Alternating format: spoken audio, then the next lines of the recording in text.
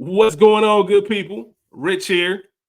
It's your girl Ray P back in the building, or at least at home for our YouTube watchers.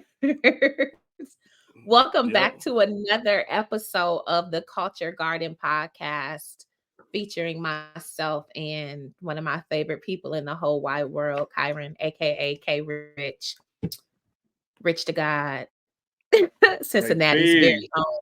Now, hold on. Time out. Now, we ain't doing that this week because this is your week, Rachel. Oh, okay. You know what I mean? I'm sitting here with my incredible, my talented, my beautiful, my glowing.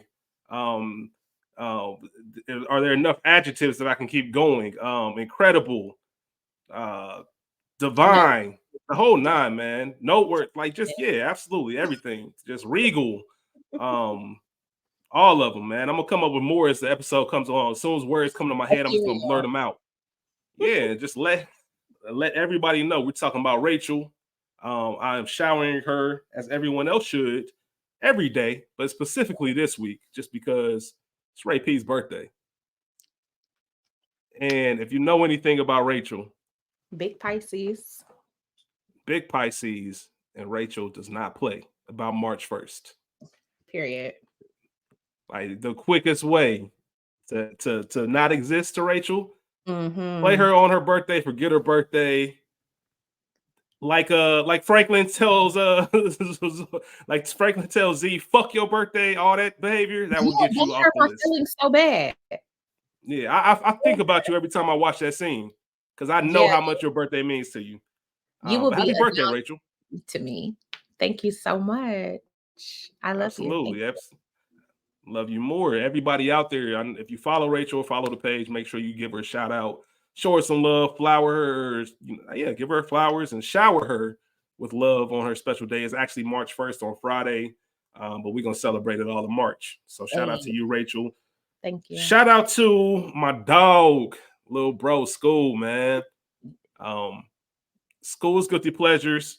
Obviously, co-host of Culture Garden, but School's Guilty Pleasures, man. I told him earlier this week, but I wanted to make sure I said it publicly, man. I'm extremely proud of School, just everything that he's doing. Um, he's had a vision and he's taken the steps to execute them on his own.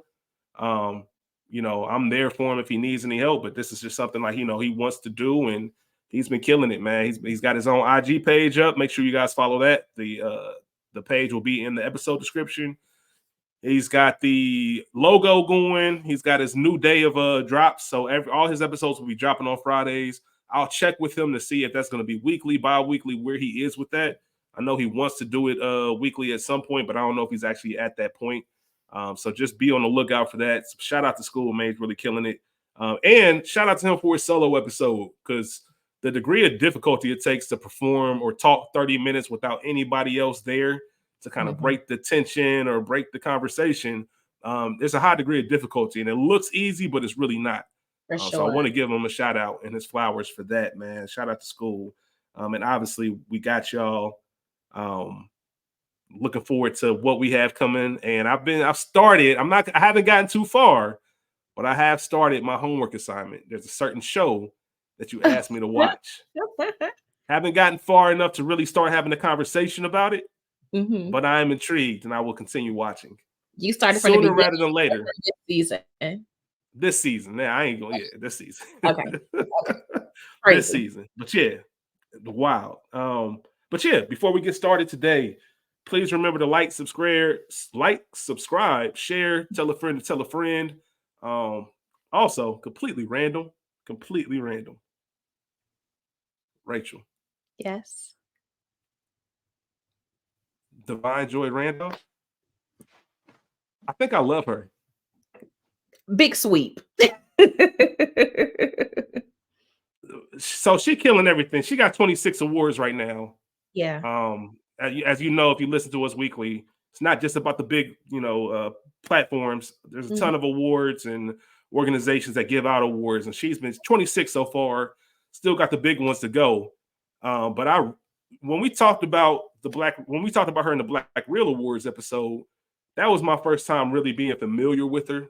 I really loved her work. As I said glowingly, I said she was going to win all this stuff because her performance was just that moving to me. But I didn't know anything about her. And I don't even know Mhm. if I'd seen her like be herself or seen an interview with her. And I just Yeah. happened to see this clip of her on the red carpet and just Mhm. kind of telling people how to pronounce her name and just the way she carried it. I'm like, oh, Mhm. that's my type of woman right there. Like I instantly got a crush. How Instantly she got a say it? crush. Like, oh yeah, I rock with her. Huh? How she say it? She said you gotta be cool. Just be cool with it, man. Divine. Divine. Just Oh, smooth. okay. Like Like I like said. Stefan. Whatever, man. It's You cool. got that though. You It's got that. cool. It's your birthday. It's You got cool. that. You know, Thank I'm gonna concede that to you. But before we get into today's episode, there will be spoilers. There will be explicit content. Today's film to end out Romance Month 2024. Another film with the black woman doing the heavy lifting. you. we're Literally. here. We're here to talk about Disappearing Acts. The synopsis for this film, short and sweet. A couple in the midst of a tumultuous relationship fight to stay together.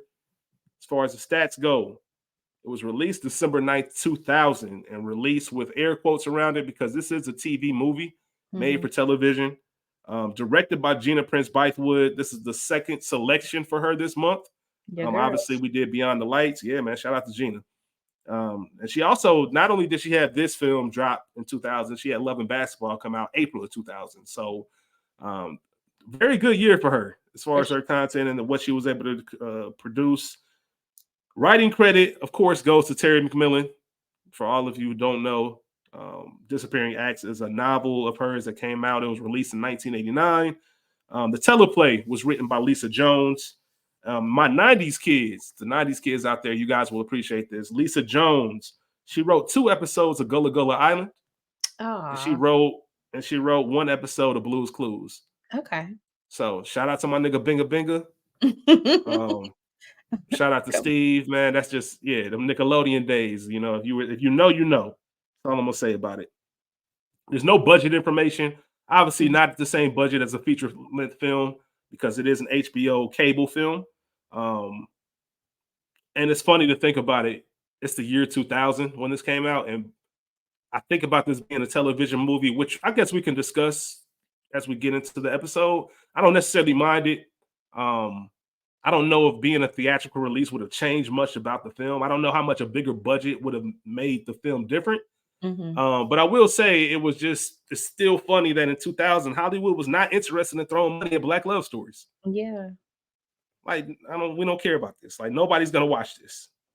Take it to HBO. That's what she And it did. And shout out to HBO though, because HBO, for all that it is and the commentary surrounding it now with their selections and cancellations and this and the third, HBO has been quite a platform for Black TV um, film throughout the years. So shout out to them for that. Yeah, and they stick by. If you work with HBO, chances are you working with HBO forever until you For yeah, retire. for sure. That they're very good for that. We'll talk a little bit more about that when we get to first experiences because HBO just man 2000 nostalgia, man. What a time to be alive. The film is not streaming anywhere. You have to rent it or buy it either on Prime Video, Apple TV. There's a number of options: YouTube, Google Play, all that stuff, or you can buy the DVD if you still have a DVD player. But it is not on any kind of streaming platform, so you have to cough up, your $3.99, $4.15, whatever it is. As far as awards go, Rachel, there were 0 wins but 9 nominations, Mhm. including an NAACP Image Award for Outstanding Television Movie, and was nominated for 7 Black Reel Awards: Best Director, Best Screenplay, Best Supporting Actress for Regina Hall and Lisa Arundel, Best Actor, Best Actress, Best Film. And these were all in the network cable category, not the feature film, not so we're not confusing anyone. And as far as the cast goes, we have Sanaa Lathan as Zora Banks. Well, before we even get to this, before we get to cast, let me ask you a question. Mhm. I mentioned that this is based off a Terry McMillan novel. Did you read the novel? No. Okay. The only reason I asked is because I wanted to know if you saw these characters Yeah, as who you saw no. them in the novel. But you know what? It might be something to revisit or visit for the first time, like in hindsight. Yeah, I know that. So the research I did on the novel, a lot of it's told in monologue version, like a monologue form, where they rotate between Zora and Franklin, Mm-hmm. to the point where it's so distinctive that you don't even she doesn't even have to say who's narrating, that Okay. just from reading it. Obviously, there was a lot more. Well, there's a lot more sex scenes in the novel, Mm-hmm. a lot more steamy sex, for that matter. And Franklin was more of a piece of shit in the novel. Got it. And we'll get to a little bit more when we get to the origin. Sanaa Lathan as Zora Banks, Wesley Snipes as Franklin Swift, Michael Imperioli as Vinny, Regina Hall as Portia. Obviously, they played sisters in Love and Basketball. Her and Sanaa Lathan. Mm-hmm. Lisa Arundel Anderson as Claudette. Q-Tip as Reg Baptiste. Clark Johnson as Jimmy. John Amos as Mr. Swift. CCH Pounder as Mrs. Swift. Anjanou Ellis Taylor as Pam. And Liza Alonso with a brief appearance as Martinez the Mover. It was my week to pick, and what a clusterfuck that was. Um, so why this movie? This movie was more of a collaboration than my pick. Um, I don't know. I don't know, y'all. This was just I had the hardest time deciding what film I wanted to Mm-hmm. watch for this episode. I think I got to Rachel maybe on Saturday. Keep in mind we record on Tuesday, so I got to her maybe Friday, Saturday, and had a movie selected. Mm-hmm. Hadn't seen the movie before, but just like what the synopsis. Watched the movie, and it wasn't what I thought. I'm still not even ready to give my thoughts on it, but it wasn't what I thought it was going to be. I thought there was going to be a more robust conversation to be had, Mm-hmm. and we'll talk about it maybe one day. But Rachel hit me up and said, "Damn, I wish I could have went back and changed my pick from What Men Want to Disappearing Acts." And I Mm-hmm. was like, "Oh shit!" And this was Sunday, and I'm like, "Yo, can we?" If we change it right now, you good with that? And we got enough time? And she said, yeah. So here we are with Disappearing Acts.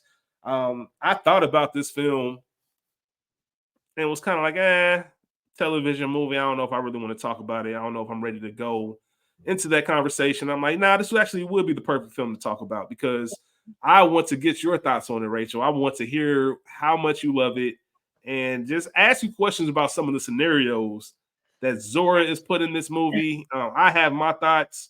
Obviously, this film, and I don't think I'm out of bounds for saying, like most of Terry McMillan's adaptations, are geared towards women audiences, Black Yes, women audiences. for sure.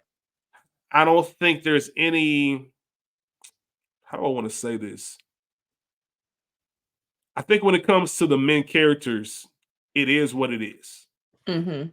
I think all the focus and the nuances and the layers are placed on the women characters, and rightfully so. I get it, because for a long time those stories were never told, and we never got into the mind and the depths of Black women in these scenarios. Mm-hmm. Um, when we get into scenes, I'll talk about Franklin and my thoughts on him. I really, and like I said, they toned this down a lot as far as how bad his character was supposed to be. I mean, he really had some Tyler Perry villain moments Oh throughout no. the movie, Yeah. and obviously there are a lot of choices and things that he did that I didn't agree with.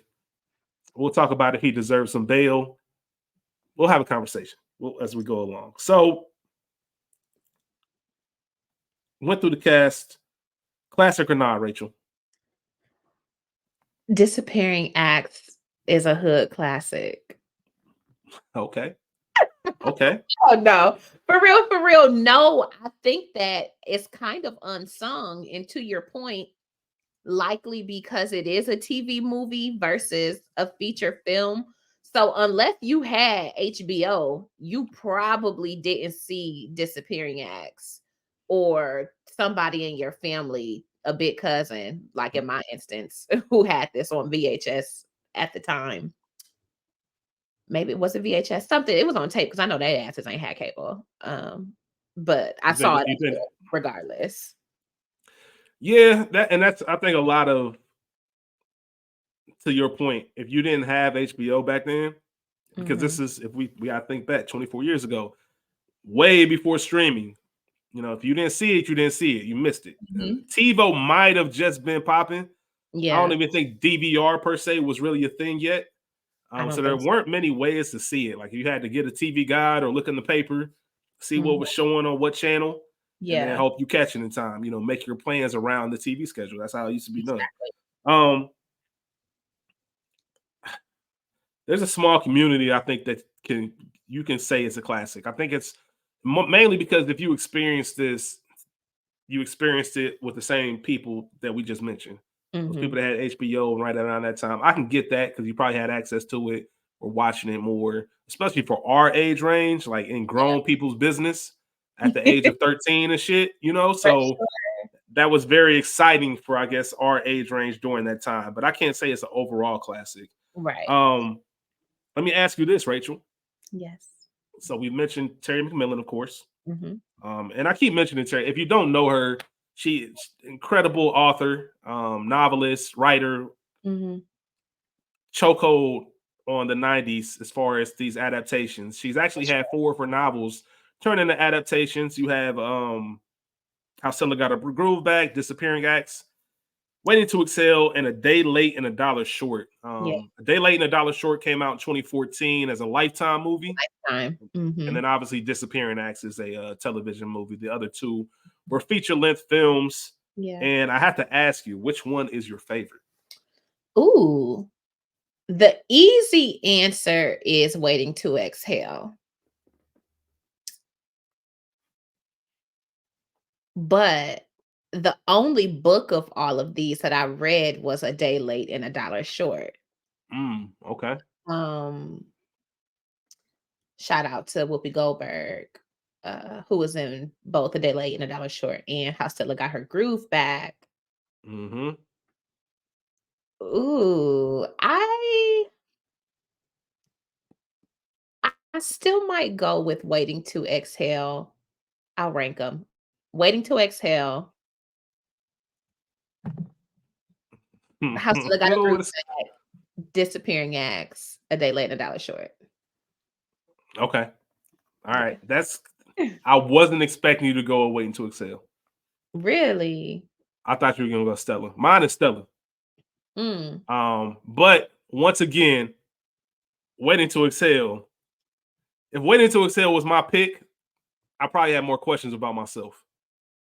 Um, I wasn't like it wasn't made for me to enjoy like that. I enjoy it because I love film. Yeah. And there's some holes, I think, especially when you talk to people who read the book versus the film Mhm. and all that kind of stuff. It's an enjoyable film. It's obviously the most iconic, I think, out of all of them. For sure. Um, when you think about the cast, and that's just one of those. I remember where I was when that came and kind of hit the stratosphere Mhm. more than anything else. I remember Stella having a real big impact too, because Yeah. Stella, Hey, calling people Stella at that point, and talking about them getting their groove back. That was a running thing for a for while after sure. that film came out. Tay Diggs debut, all of that. But I'm going Stella, Okay. waiting to excel. Then the last two are the same as your Disappearing Okay. Act. Okay. Uh, they And laid out. for real, maybe it's just because we just watched it, but I could slide Disappearing Acts up to second in the lowest of keys. That's your nostalgia. That's your nostalgia for sure. That's your nostalgia. But I get it. I get it. So Disappearing Acts, the Yeah. novel itself, was kind of a compilation. It was an experience of former boyfriends. Mhm. Um, some will say a specific 3-year relationship with a gentleman by the name of Leonard Welch. Mm. Leonard Welch was in a relationship with Terry McMillan. He's the father of her son, their child. Mhm. And the novel comes out 1989, and Mr. Welch is not happy. He is not pleased with how he is portrayed. It almost, ironically, reminds you of a Legion situation, as we discussed last week. Where, go Oh my ahead. gosh. I wrote down, is Zora Risa Tisa? No, really, yeah, no. Rachel, and obviously it's because we just discussed this. Because I'll be honest with you, um, sometimes people get 15 minutes, and other people should get 15 seconds. Yeah. That's a 15-second carry. Like the fact that it's still carrying on. Okay, we get it. All right, you had the moment. We discussed it. It's Yeah. time to move on. But that's neither here nor there. eerily similar Mm. situations and Mhm. scenarios that I saw, and I'm like, damn, what, huh? So that was very interesting. Mm. But he filed a defamation of character suit against Terry McMillan. Did he? Sued her for $4.75 million. He said that the character of Franklin was maliciously based on him, changed people's perceptions of him, even though she didn't say his name or anywhere did she say this is about this person. She said it's former men, experiences from all of them to make this one person. Mhm. But yeah, he said it gave the impression to people that he was hostile, angry, lazy, a rapist. I think the book goes in detail more about stuff like that. There was some racism that there was discussed. I think that's also in the novel. Someone who drinks on their job. And like I said, 4.75 million. He sued her and he lost. Of course he Fuck did. out of here. Yeah. Yeah, fuck out of here, man. What you talking about? So I thought that was interesting. I tried to look him up. I tried to like find who he was and maybe get an Mhm. image. I just like putting a face to a Name. situation. Yeah. Fuck the name, the situation. I want to see what type of nigga did this. Um, I don't know, man. That's a whole nother conversation. I'm not even gonna go down that path. But like I said, they toned him down. They toned Franklin down a lot from the novel. The ending was changed. I'm not sure exactly how the ending was in the book, but Mhm. it was changed between the novel and the film. I'm sure someone out there has read Disappearing Acts. Feel free to hit us up, comment, leave us a DM, shoot us an email. Let us know some of the differences and what you think about the film versus the novel. And Wesley Snipes, this was under his production company. So they kind of brought this to him. He was attached to play Franklin, and he Mhm. was the one that was adamant that they give Franklin some redeeming qualities. Okay. Um, I get it from a producer standpoint Mhm. of wanting to bring some balance and some life to a character. Like I said, you don't want a full-on Tyler Perry supervillain, Yeah. but at the same time, the character wasn't that redeeming to begin with. That was gonna be my question. What was redeeming because he brought some baby clothes? Because he got his shit together in the end?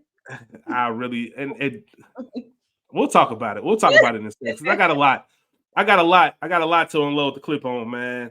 Um, Okay. Terry Millen, she wasn't directly involved with the film, Mhm. but she was an executive producer. She went to a private screening of the film when it was finished with a lot of the cast and the crew. And she's known, I guess, for her just being very to the point about her opinion Yeah. on if she Matter likes of things or not. fact. She's Mhm. very matter of fact. As soon as the film ended, she abruptly left. Mhm. And this is her quote. She was sobbing. She was crying. She said, and this is her saying this. She said she liked the film better than the novel. And I think because she saw things that she experienced on screen, and Mhm. also for that time, they Yeah. really didn't sugarcoat much. They kind of went into some of the things, not as abrasive as, like I said, the novel was, but they really went into that whole story. And she said Yeah. she loved it, and that's a direct quote from her. Um, Snipes and Prince Bythewood had issues on the set. Interesting. Yeah, yeah. I don't know. I don't know. You just all of you out there, you have to read it for yourself. It's just kind of I don't know what Wesley's thing was. I don't know if he was trying to make a better movie or if he was slick Mm. hating Okay. on Gina Prince Bythewood because he would give these backhanded compliments, like praising her work, but also saying things like having quick success and can blind you to your weakness. Because she had just came off of Love and Basketball, Yeah. kind of came out of nowhere. She becoming a name, and there were times that they on set he would pull like executive producer rank. Hmm. And when they asked Gina about it, she took the high road. She took the high road, like, look, it's about the art, it's about the film. Kind of Yeah. did one of those like smile and nods when she's asked a question about Wesley. Like Mhm. nothing about the work experience, but just kind of like I'm not about to get drugged into the back and forth. What Yeah. issues that y'all have on set type of situation. So shout out to her for Got making it. sure that what the product was the main talking point and not anything they had going on. Yeah. First experiences. Mhm. Rachel, do you remember your first time watching this film? My first experience was on either Auburn or Freeman for Toledo folks with my family. And my cousin, again, she had this either on it must have been VHS or a very, very, very early DVD. Um, and so we watched it at her house. And again, so we're 13-ish, in the year 2000. And sex scenes, it was very much cover your eyes, even though niggas was very clearly still peeking because you at Mm-hmm. that age. Yeah, and I loved it upon my first watch. And then because we did have HBO on the Boulevard, I would search for it. Like, is this available? Yeah. And Yeah. into adulthood, like I would randomly search for it. I looked for it on Max not that long ago before I realized that it was on Prime for purchase or rent. And so yeah, I have loved this movie since 2000. Listen, I get it. I didn't. I won't say I fell in love with it when I saw it, but there was a certain time in 2000, and I talked to Rachel about this, and we've said it before on the podcast, where we were just those privileged, fortunate kids to have the cable box in your room. Yeah. And every room in a household right now has streaming, so it's Mhm. not a big deal. Yeah. I can't tell you guys how big of a deal it was to have the cable box in the room. Mhm. Not the one coming out the wall, you go in the back of the TV and you get the basic channel. I mean the box, my nigga. Like I had the movie channels, all of that. Oh, see, Um you was better than me. I and had listen, and it was one of those things where I remember it like yesterday. It was one of those things where it was cheaper to get mhm, the extra box for whatever promotion it was than to not. mhm. So that's Yeah. how I ended up with it. I had no business having it. Um, No, no what's up? business having it at all. But I found a lot of good movies just Mhm, browsing during those times. Like for sure. getting, and that's when I still stayed up super late. Like I'm up Mhm, all night, even mhm. at 13, especially summertime, flipping Yeah. through. And I just remember, oh, that's the girl from Love and Basketball. And then obviously we know Wesley Snipes. Mhm. And they had been together, Sanaa and Wesley, they had both been in Blade. So it was just kind of one of those things. Let me see what this is about. And as we mentioned, that adolescent's mind, seeing things you ain't necessarily supposed to be seeing. That's a difference when you have the box in your room. For If sure. it's family time or you at the theaters, you getting that hand over the face, like you said, Rachel. In the room, nah, nigga, my eyes wide I'm open. looking. What's going Yeah, on what's here? going on? And obviously, way too mature for me to even comprehend what's going on. But I do remember it being one of those films where you felt grown watching it. And as you get older and are able to understand exactly what was going on and just the history of it, you look at it from a different light and you go through your own experiences and Sure. you make your own definitions of what manhood is and giving people grace or maybe saying you have too many excuses and the whole nine and you kind of come up with your own opinion about things. Mhm. But my first experience was definitely 1480 Yeah. on the cable box, feeling like I was grown, even though I was 13 years old. So I want to go ahead and get into the film, Rachel. Let's do it. I want to get into best scenes. I am very, very curious to hear your thoughts about the movie overall and some of these scenarios that took place in the film. So Okay. let's just roll into it. I'm going to let you start with what was your first scene that you have. Okay. So, ironically enough, my scene is not our intro scene this week, which is funny because usually I Hmm. say that. Yes, we appreciate a good intro, but no, I actually start off with Franklin and Zora at the Chinese spot and him actually getting to the work in her house. Yeah.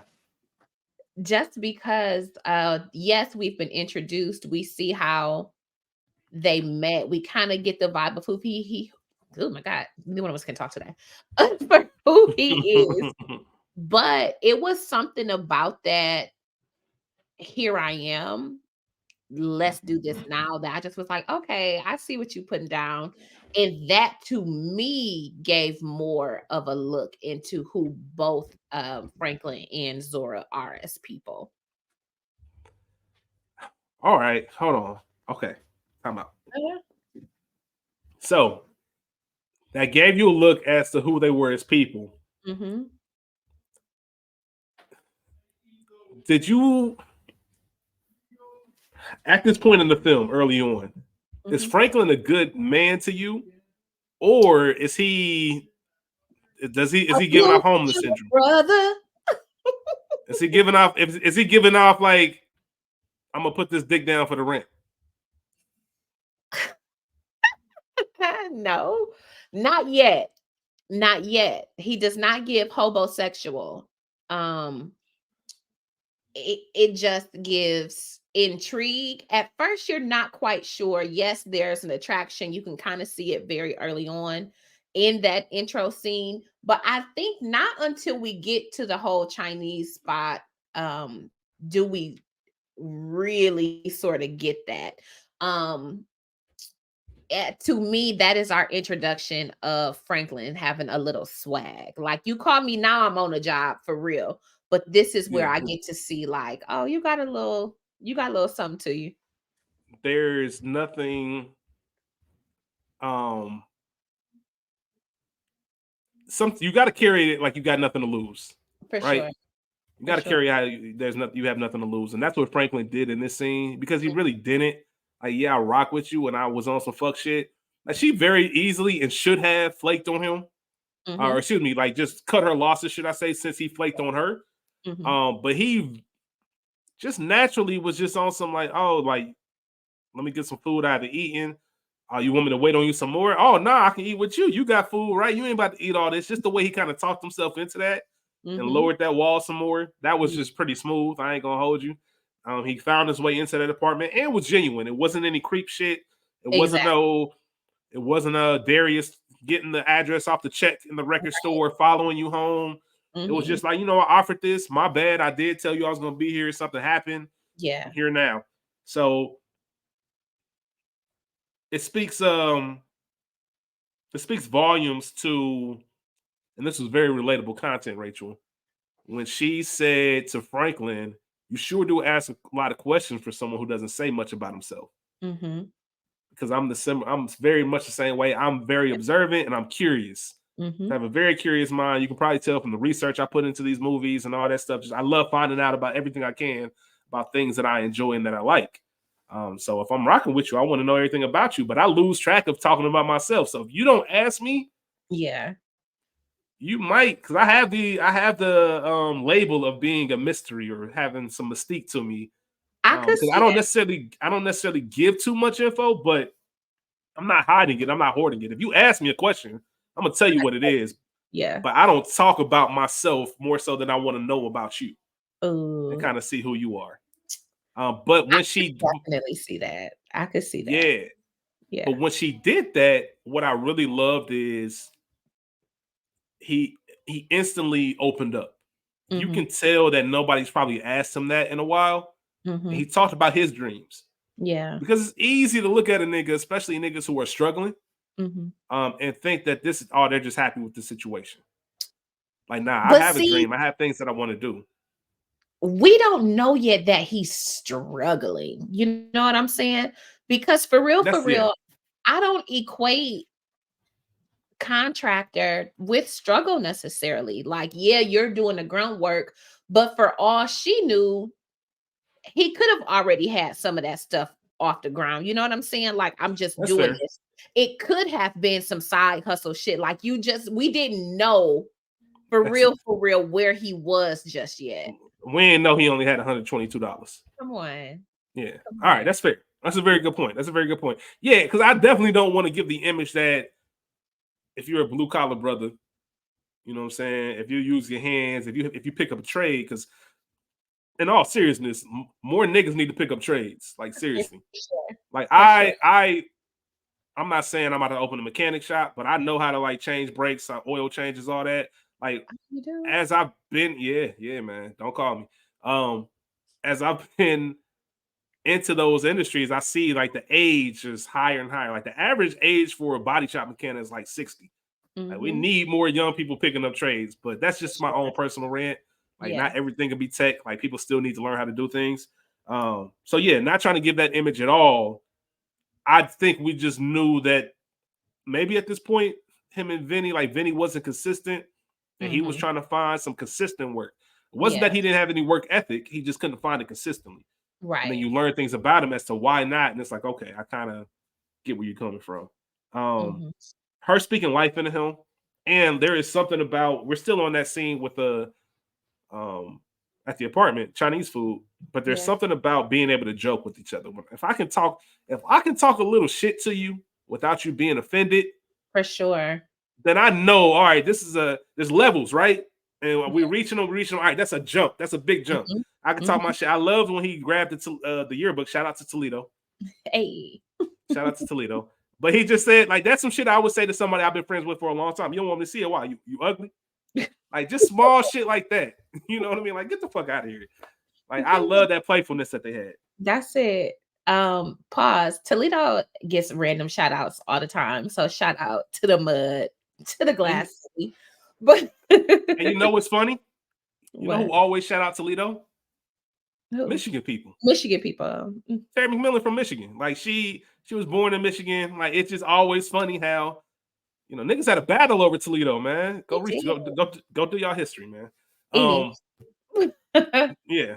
But But yeah, no, I love that. Talking shit is my thing. And I don't want to say I ended something, but in the lowest of keys, because we could not have that sort of banter. If I can't joke with you and you're going to be offended at every little thing, then there's not much we can do, because I have jokes for days. yeah, So to your point, like, add that as like a little subgenre of love languages. I love that, to just be able to do that. no Talk your matter shit. what, listen, no matter what, these jokes getting off. That's it. That's Because it. you got to laugh from crying sometimes. Like, these jokes getting off, man. Period. Got to keep that balance of making sure people know it's not that serious. Like, we're going to For get through it. sure. It's cool. For I'm going to sure. back up a little bit. I'm Okay. going to take your place and I'm going to put the introduction in. Okay. Back it The reason, and it's not the strongest introduction per se, up. Mm-hmm. but it is interesting. You have this random scenario where, first of all, you told me I'm about to move. I don't like when people inconvenience my day. Mm-hmm. You knew I was coming at this time.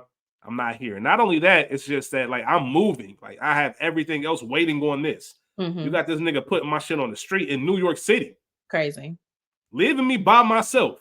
Mm-hmm. When nobody else around. I don't got no people with me, no cousins, no brothers, nobody to help me move this stuff in. So now this stranger who happened to get dust on me from sweeping, Mm-hmm. I got to talk him with a humble voice and ask, like, yo, can you help me do this? Yeah. Not even thinking, as a woman, just how much it takes to even do that. Like, this is a strange part. I know you work in the building, but I don't know you like that. I don't want you in my apartment or thinking anything friendly, especially when you somebody who might have access to my apartment. Yeah. And all that stuff. That shit can get weird. So that just shows the desperation she was in. But it's also tells you everything about Franklin, because it was his opportunity to get in good, like to save the damsel in distress. Like, yeah, sure, and talk some shit. I'll work for free.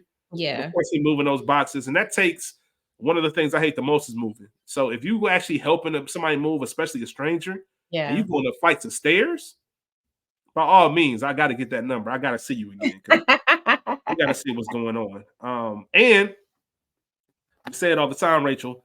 It's nothing like somebody that gets you.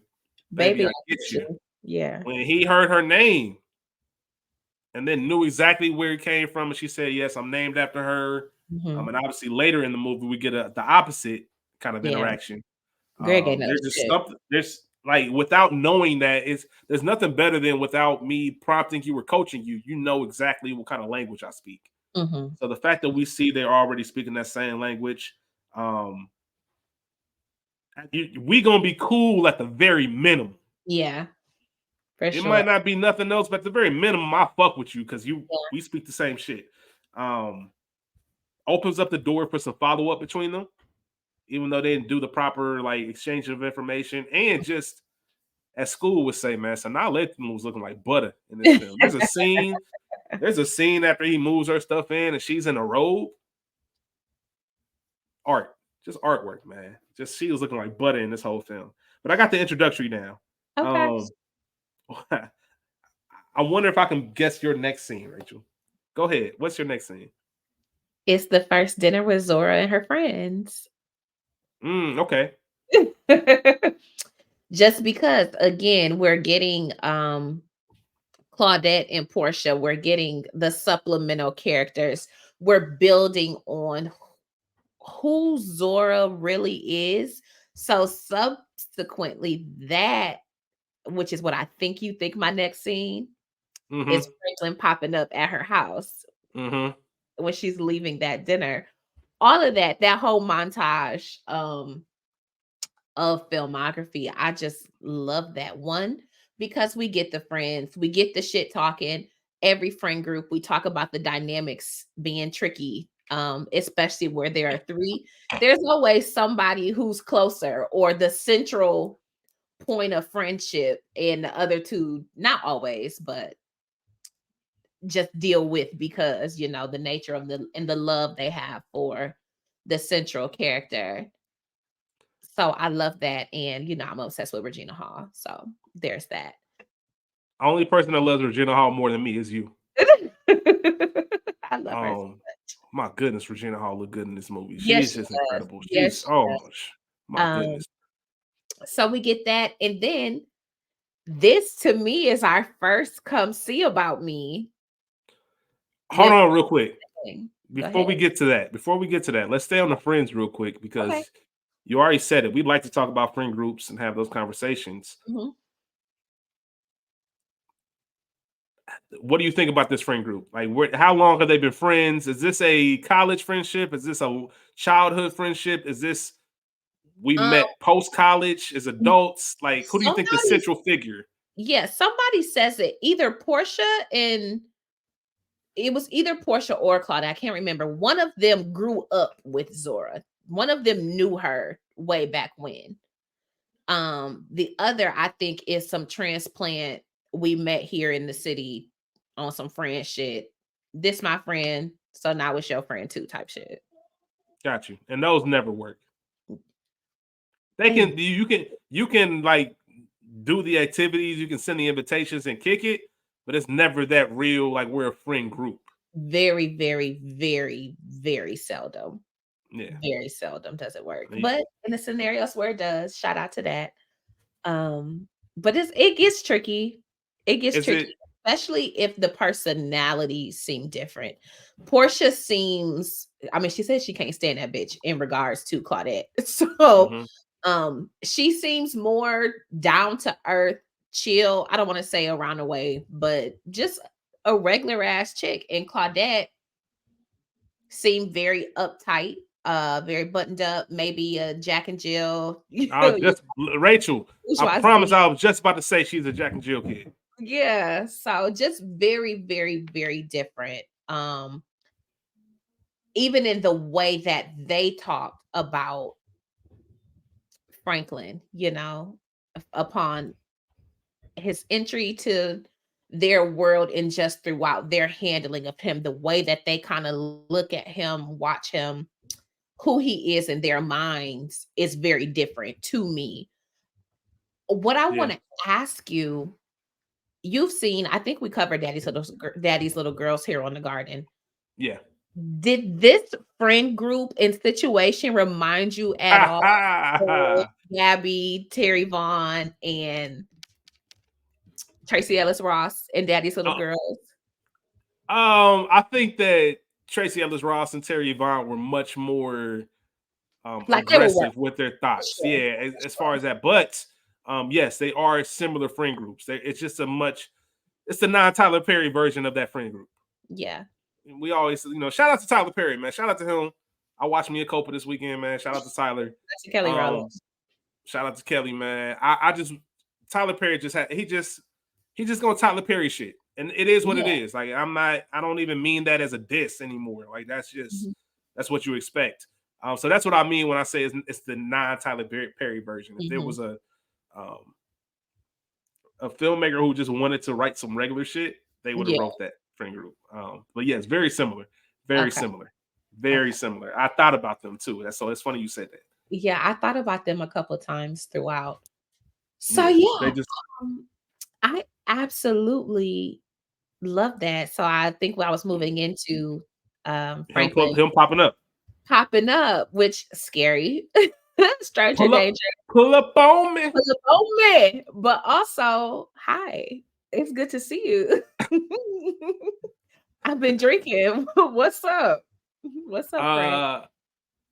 All right, hold on, real quick. So I Mhm. do want to ask you. You said it. How do you feel about this? Because as from my perspective, right? Mhm. And let's take into account that this is 2000. This is not Uh-huh. cell phones, smartphones. This is if I'm not mistaken, they left it as you in the book, right? Mhm. As long as I don't forget your last name, I'll find you. So there Yeah. was no contact information. Yeah. All he has is I It's her know where this woman lives. Mhm. And I'm not trying to be no creep shit, even though it kind of gives that vibe off like a nigga sitting on your stoop. Like that's a little bit weird, especially when you know I live by myself. But I also can understand, like, yo, I've been thinking about you. I need to see this woman. Yeah, that shit is urgent like a motherfucker. That shit urgent like a motherfucker, you know? And even the way he carried it on some, I just wanted to see you. Like, you don't think coming to see me gonna let me in? Nah, I don't. What if I was coming with somebody else? And I'd have had to act like I was here to see somebody else. Love Like, it. listen, I'm They here to see changed you. that. Like, that's why I'm Mhm. exactly. And I felt like I really felt maybe not upon initially with her walking up, but after he started talking to her, I Yeah. really felt that if she said no, that he'd have been like, all right, cool. All right, cool. I Yeah. just wanted to lay eyes on you. You know what I'm saying? Like maybe you'll call me sooner rather than later. Like I want to make sure I leave here and make sure you have my number. You ain't got to look it up. Like, or I can get your number. Like just be a Yeah. little bit more assertive about it.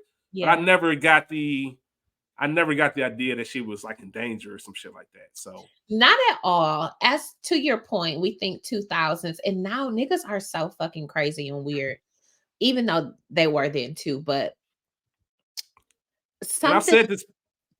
go I'm ahead. sorry. I've said this before numerous times. If you have to think about doing that, if you have to think it to yourself, is this okay? Then it's not okay. Then it's not okay. You either a nigga that can do it or you a nigga that can't. Ugh, And don't find out the hard way that you a nigga that can't. please Cause don't. yeah. Please don't. Hate it. Hate that for you. But it's very sexy. It was very swaggy. Again, Franklin is a swaggy nigga. Like he's got a mouthpiece. He's got game. You know what I'm saying? So I love a nigga with game. So I appreciated that. Can you do this? Just be at my house. I've only known you a couple weeks, seen you twice on some moving shit, and hell no, I'm about to shoot you. But for the time on some movie shit, it's very sexy. And we see he got that invite up. He could come in. You got that invite up. She knew what it was. She knew what time it was. So hey, consent is everything, y'all. You got the That's invite up and it is what it is. My next scene, mhm. that first sex scene. Okay. Listen, man. Listen. As Bernie Mac once said, once upon a time at Def Comedy Jam, when you giving her the dick, um, there's a certain level of care and admiration Mhm. that is necessary, is a requirement For sure. in these situations. Mhm. I always enjoy when I can see a little bit of myself in characters. And I'm just saying, sometimes you just got to make sure you own it. I'm just saying, the hand around the neck. But hey, the hand around the neck, you know what I mean? The stopping. Nah, let me take a look at you. Her I love squirming, the that. uncomfortability that she Mhm. had, like, yeah, squirm Yes. before I make you squirm. Like you gonna Yeah. squirm twice. Mhm. Cause like, let me take a look at you. Like, let Period. me admire this work. I don't care. Like all of you. I'm trying to see all of you. Like, ain't nothing to hide here because it's on. I It's only on, man. have 2 quotes, and I wanna look at you as one of them. I want to look at you. That hey, listen. I love that. Either you get it or you don't. But I want to look at you. Yeah, that's real. Like I want to look at you. I want to. French kiss both sets of them lips, like all of it. Like he eating her in that fridge. Hey, listen, Period. man. Talking. Hey, shout out to listen. Shout Shout out out to to all the the guys that shout get out it. shout out to the ones that get it. Shout out to all the women who require or need to be talked through it. Shout out to all the good girls with praise kinks. Shout out to all y'all, man. Y'all deserve everything in the world. You deserve all the happiness and prosperity. And I hope nothing but good things happen to you every single day Amen. as long as you were here, man. There's a special Yeah. place in my heart for Yeah. all of you. This is a And I very care adult about all of you. go to the culture garden. Hey man, listen, there's something about that saying eating in the fridge. Like, come on, man. Like, yes, I'm only speaking from a man perspective. There's Mhm. something about I want this woman. I am really about to treat this woman with the utmost care. Yeah. And I'm really trying my hardest to do some things Yeah, for sure. to this Dang. woman. Like, Dang. yes, like you gonna remember this. We go together now. We go together now. Like, stop playing with me. Why are you being weird to me? Why you being weird to me? Yeah, I love all of that. I love all of that. Like we said, that I want to look at you. There is something about being admired by your partner because they did have a slow build up, a slow Mm-hmm. burn of attraction. And so, yeah, you lightweight disappointed me on your first chance, but you've made it up slowly but surely. Like you've been doing little things. And now here you are on my stoop looking good, even though the Wesley of 2000 was not the Wesley of 92. Um, You know what? And I wanted to say this. uh-huh. I'm assuming, and this has for all the novel readers, let us know. I'm assuming this was a character thing Yeah. because when she was with her girls, they Mhm, mentioned like tall dark hands, tall dark bald or whatever, mhm. and I'm like, this guy must have been written that way in the book Yeah. because I think if they would have stepped with Blade. Like Blade was a year prior, they would have went with that Wesley. Yeah, If they and was he trying was to just fine. go for the traditional, you know what I Yeah. mean? I know you mentioned in the Mo Better Blues, like that Mhm. version of Wesley was still Very there in 2000. So I'm like, all right, they must have written him like this, and they wanted to stay true to the book. yeah. I didn't mean to cut you off for your thoughts, but go ahead. He ain't had no facial hair. Y'all know how I feel about niggas with no facial hair, man. I don't trust them. Hey, trust him. But Can't yeah, trust so them, man. all of that. It was just a very that to your point, that was a very sexy scene. I do Very have much so. That look at you, it down. man. Whew. So, Let me look at being 13, peaking, um, you. but to your point, for that to have been their first sexual encounter, it was very intimate. It was very steamy, um, very intentional. Dare I say, in the words of our girl Sylvie, she had an extraordinary experience. I really love that for her. I really love that for for the girlies. Hey man, Well, listen, um the impromptu eating of the box. I'm telling y'all, man, just try it. All you fellas out there, try it. And ladies, man, I don't want to discriminate. Um, Try it, man. Put it on the kitchen counter one day, man, on sofa, refrigerator, whatever, man. Just do your thing. Trust me, it's not gonna be turned down. It's not have gonna be at turned it. down. Just telling you, man. Rich did that, so hopefully you can go through that. Yeah, if that's y'all relationship now, don't be crazy. Yeah, don't be crazy. Yes, if you have that relationship, absolutely. Yeah, yeah, make sure That's most it's important. Most consent, important. consent, Like I consent. said, absolutely. Like I said, if you gotta think about it, don't Right. But I consent. I want to add this element just to that. When we think of, and I don't know if this is like a fetish, I don't want to fetishize it, but we look at Zora, who was kind of uptight. This bridal, she's a teacher. Yeah, she's a singer. She's into the artist 2000. It's the whole neo soul movement moment going on. But I think too, there is something about like a man who is good with his hands knowing what to do with you, who works with his hands, his head and third. Like it is just it's a different feel than manicured a metrosexual type man, like, oh, that rugged. Mm. It's just something different. Amen. um, Okay, let me get off of that. So yeah, because I mean, she made a mention of it. Yeah, see, yeah, don't tell too much of your business. They made a mention of it when she said with her girls, like, I've been out with the suit wearing, Mhm. I'm paying for it type of dudes, and just because of that, they, so I a very that's your story to tell. It's your story to tell, man. Um, Different. Shout out to yeah, the man. yeah. So that was my Mhm. scene, and I guess I'm just gonna tie this in just to kind of Yeah. bunch them together. Right after that, them in bed right after, Mhm. because this is one of those moments where I'm like, all right, this is where Franklin starts to lose me a little bit, Really? and I wonder if this is a red flag for you. And Okay. here's why: because they're in bed, and he mentions. Let me make sure. I want to get the actual quote down. If you're looking for a man with a fat bank account, I ain't the one. Mhm. Okay, he says that. Now, maybe I'm interpreting that wrong. Obviously, my mentality is a little bit different. I'm very big into power of the mind, power of the tongue. No pun intended, based off the last conversation we had. Um, but speaking things into existence, really having the mindset of there's nothing I can't do. Yeah. There was something about the way he said it. I don't know if he meant like present tense right now, today. I do not have anything to really give you um monetarily, or if he just meant like I'm not that guy, like I'm never gonna be that guy, like I'm not the money guy, I'm the hard worker with my hand. I don't know how he meant it, but it's just something about him just claiming himself as like I'm not this.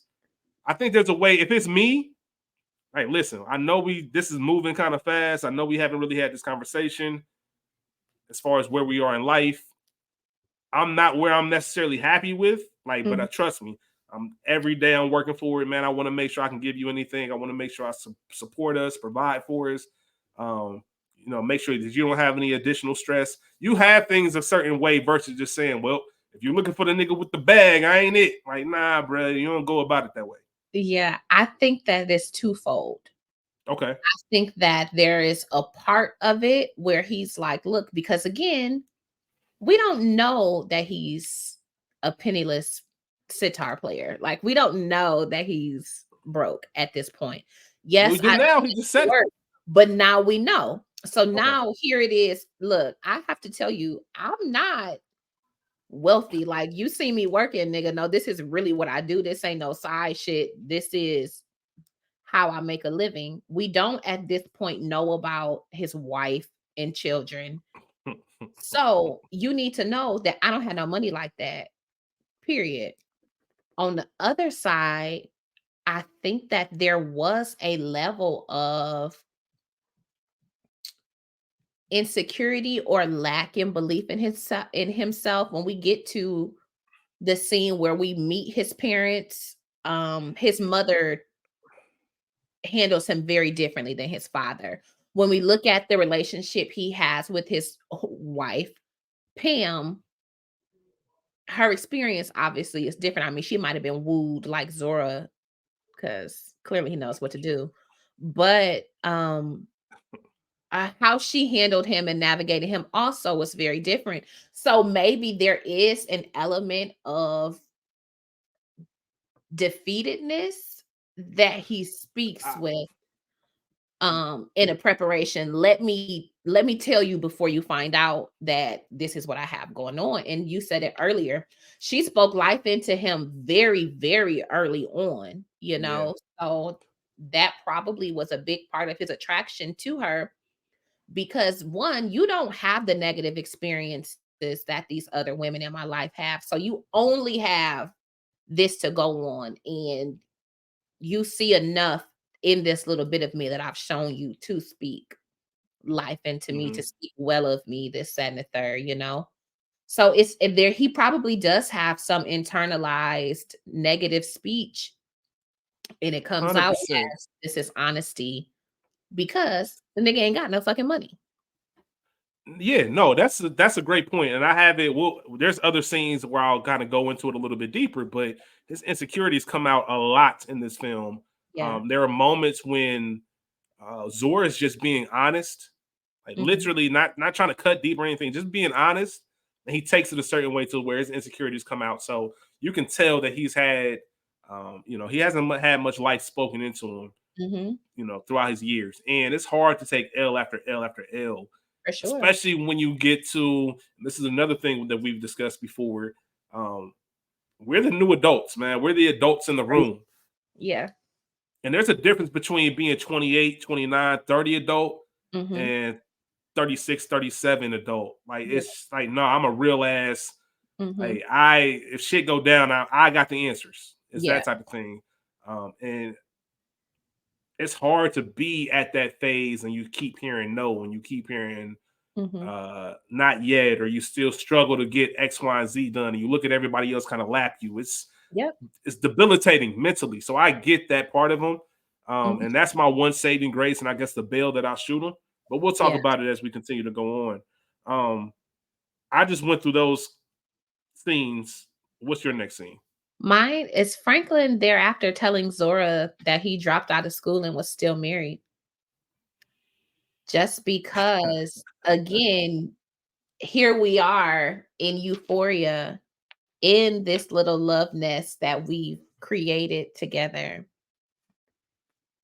only for me to then I have to drop the reality on you. I cannot, in good conscience and in good faith, just let us stay here, because if I'm going to be up in here like that, then you need to know what comes with me. So we learned. I thought it was strange that he said, I'm sure you thought I went to college, because no.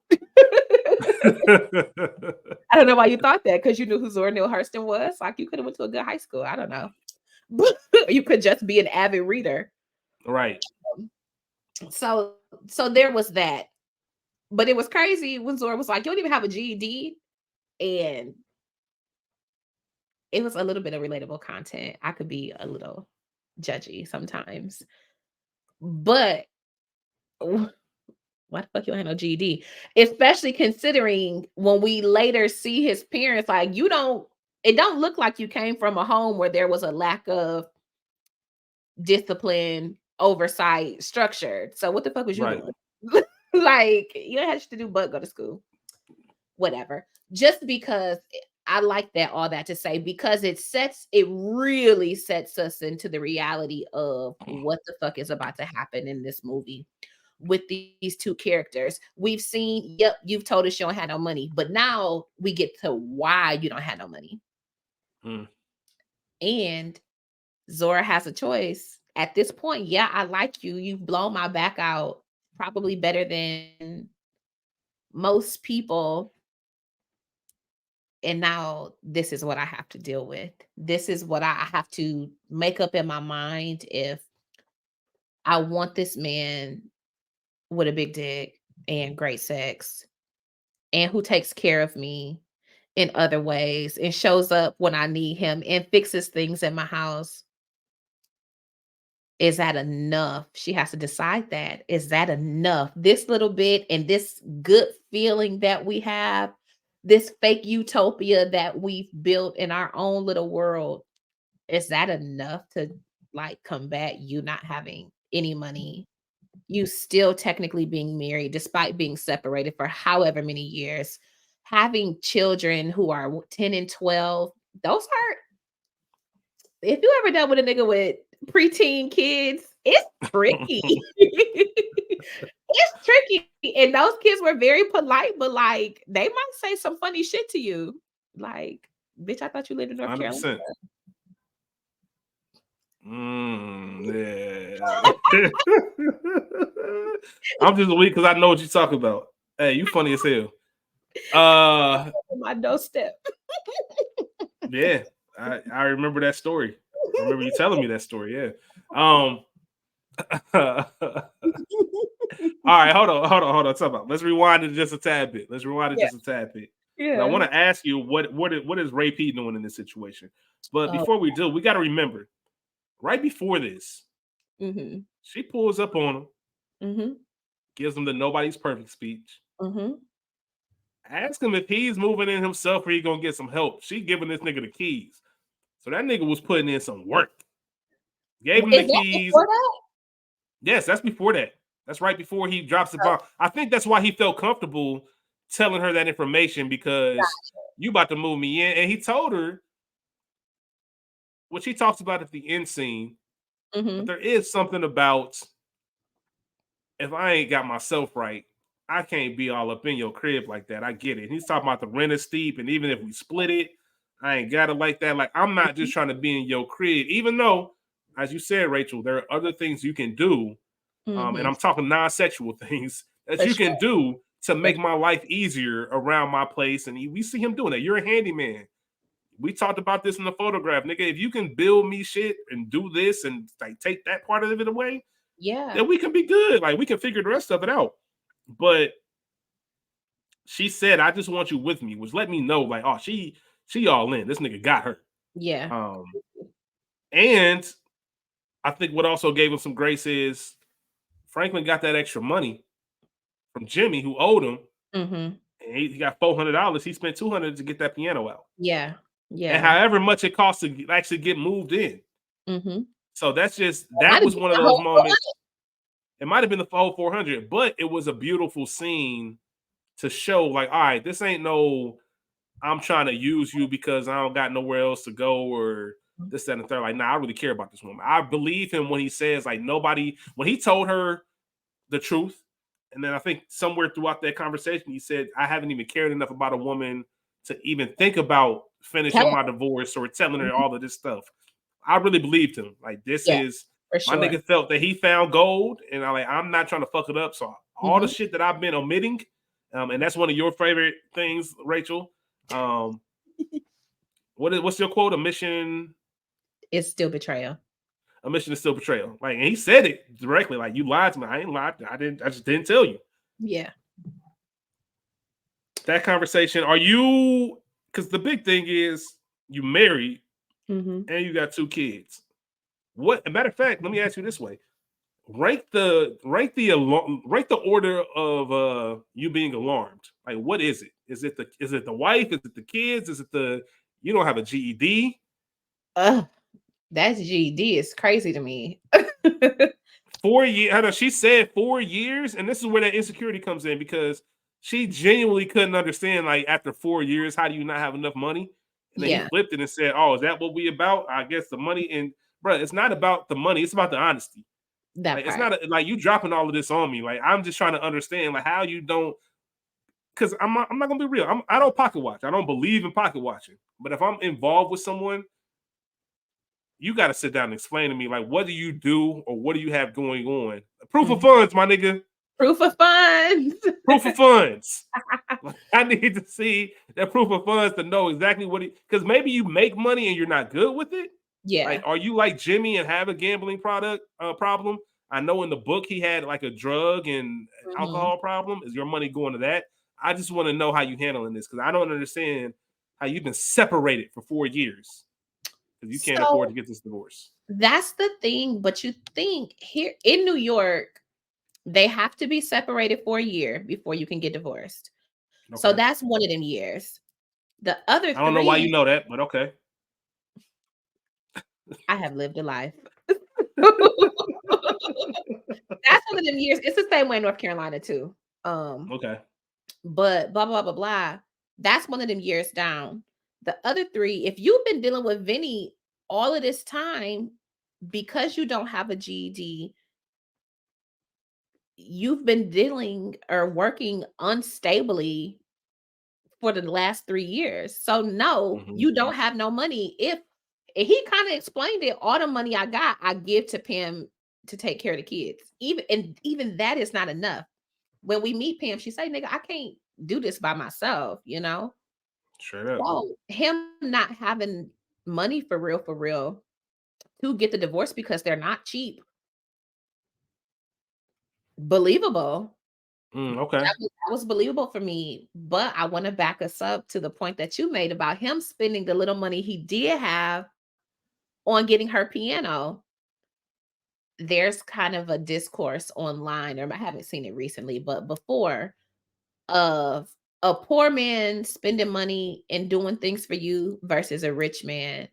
I'm gonna tell you that poor shit matters. If you are not in the position to be, I don't want to say wasting, but to be spending $200 to $400 that's not in your budget, and you don't know when you'll see that again to recoup whatever it is that you need to be doing. But if you thought so much of me to do some grand gesture, yes, that matters a little bit more than a rich nigga, a nigga with little Yeah. cash and just throwing that shit. It does mean a bit more. So this is a piano. You know, I have shit. Zora ain't have it like that. She had that shit in layaway. Like, you want a payment plan for this yourself. So it's not like she just was some wealthy, well-to-do ass woman herself, you know? Mm-hmm. So I think that allowed her to have a little bit of grace and a little bit of empathy for it. And again, clearly he was beating it down straight pounding. So yeah, I would stick beside her. And so Real quick, go ahead. I'll just say real quick. So the order of you being alarmed, is That's it what I'm saying. wife, kids, or lack of education? Not even lack of education, just no GED. No GED, wife, kids last, because niggas be having kids. And Especially it's funny as it seems. I get it. You've been separated before. You legally married. I get it. Whatever. I don't think a lot of people are really like, They're just yeah, kind of looking at it like, all right, I get niggas. Shit happens. I get it. yeah. Okay. I don't know if it's on you or me. Um, it's on you because that all engulfed my scene and uh him telling Zora about being married with children and a So GD. my next scene is the walk home after leaving Claudette and her husband's. Okay. Not necessarily them being there. If you want to combine them being there as well, Yeah, he was on let me some tell you one of the funniest subtle things throughout the entire movie for me, and it has been since the first time I watched it, is when they're at that table and that nigga with that toothpick and she reaches over to stop him and that nigga jabs her real quick. Like, bro, you a fucking maniac. You a maniac, bro. Like, you took your toothpick and tried to stab your girl. That's maniacal behavior. I just want to say that. That shit's hilarious I every would have single been time. pissed a week.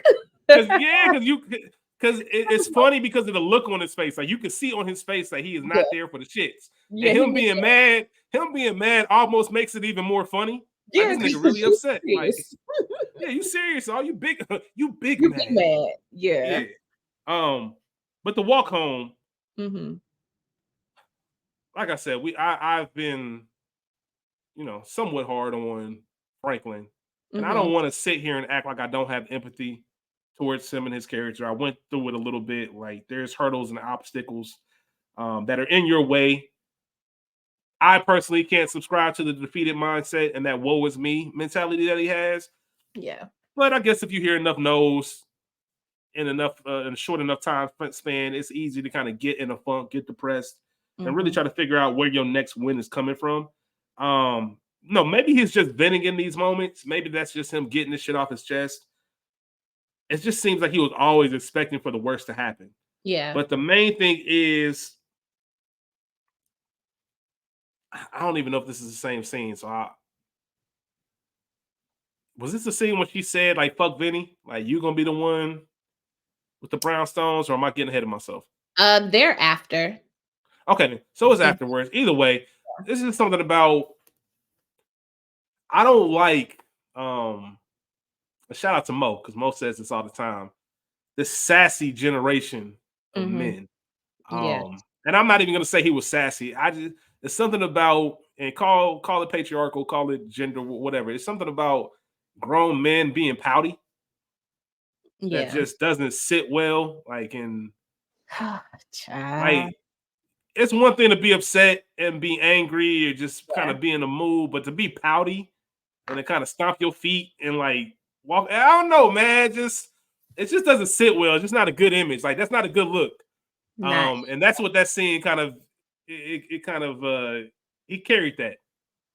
And I was just like, damn, bro, you making it, you don't bring enough to the table to act come like on, this. come on. Yeah. And like I said, I'm not trying to invalidate your feelings, but you got to read the room too, my nigga. Like you can't take all of this. And you cared about the way I dress. And I love her responses. Like, bro, that's what people who love you. I want you to look good. This is care. Yes, these are my friends. I it's not because they're a higher social status. Mm-hmm. Nah, like they nigga, this is how we get down. If I was going over here by myself, I'm gonna put some shit on. Like, you know Yeah. what I mean? We gonna have some conversation. Like, I didn't even know the type of wine. Like, nigga, like be yourself. Like, I Right. just want you to be comfortable. I'm trying to bring you into my world. And we talked about that throughout this romance month about the intimacy of bringing you into my world and Yeah. just kind of being a part of that. And I'm trying to get you acclimated with that. And for you to be poking your toothpick at me and disagreeing with everything these niggas say and want to storm out and like I said, huff and puff, like, bruh, tone it down. Tone it Yeah. down. You acting real crazy. I hate that. But yeah, that was a really good scene. So What you I'll got next? go to Franklin's parents' house. Yeah. I Again, almost didn't. I'm sorry. I almost didn't have this scene down until I realized how important it was to Franklin's character, and it gives you some understanding yeah, as to why he is the way he is. it reminded me, ironically enough, of Jungle Fever with Mm, Wesley Snipes at Wesley his Snipes, parents' yeah. house. When we consider, I can't think of his brother's name right now, with all that dancing and carrying on. But again, uh, Gator, Gator, Gator, yeah. We yeah. see these essentially well-to-do Black folks, polished, and you have this child, because I'm assuming the other girl there was his sister, That um, was my assumption. yeah, who looks like she has herself together and shares in the disdain and disappointment their mother has for Franklin. Mm-hmm. Mr. Swift, he seemed cool. Shout out to legendary John Amos. He seemed cool and to have a bit more understanding, patience, empathy for his son, but you could very much see that Dukes wasn't having it. You know, she Mm-mm. was over him seeming shiftless and didn't quite know what to make of Zora and his relationship. It felt very much like, damn, should I warn this girl my son is about to ruin her life? Or is she just trying to get her rocks off with a rugged, rough around the edges ass man? You know what I'm saying? Like, I couldn't quite make out her impression of the whole situation, but she didn't seem pleased, pressed, or enthused about it, regardless.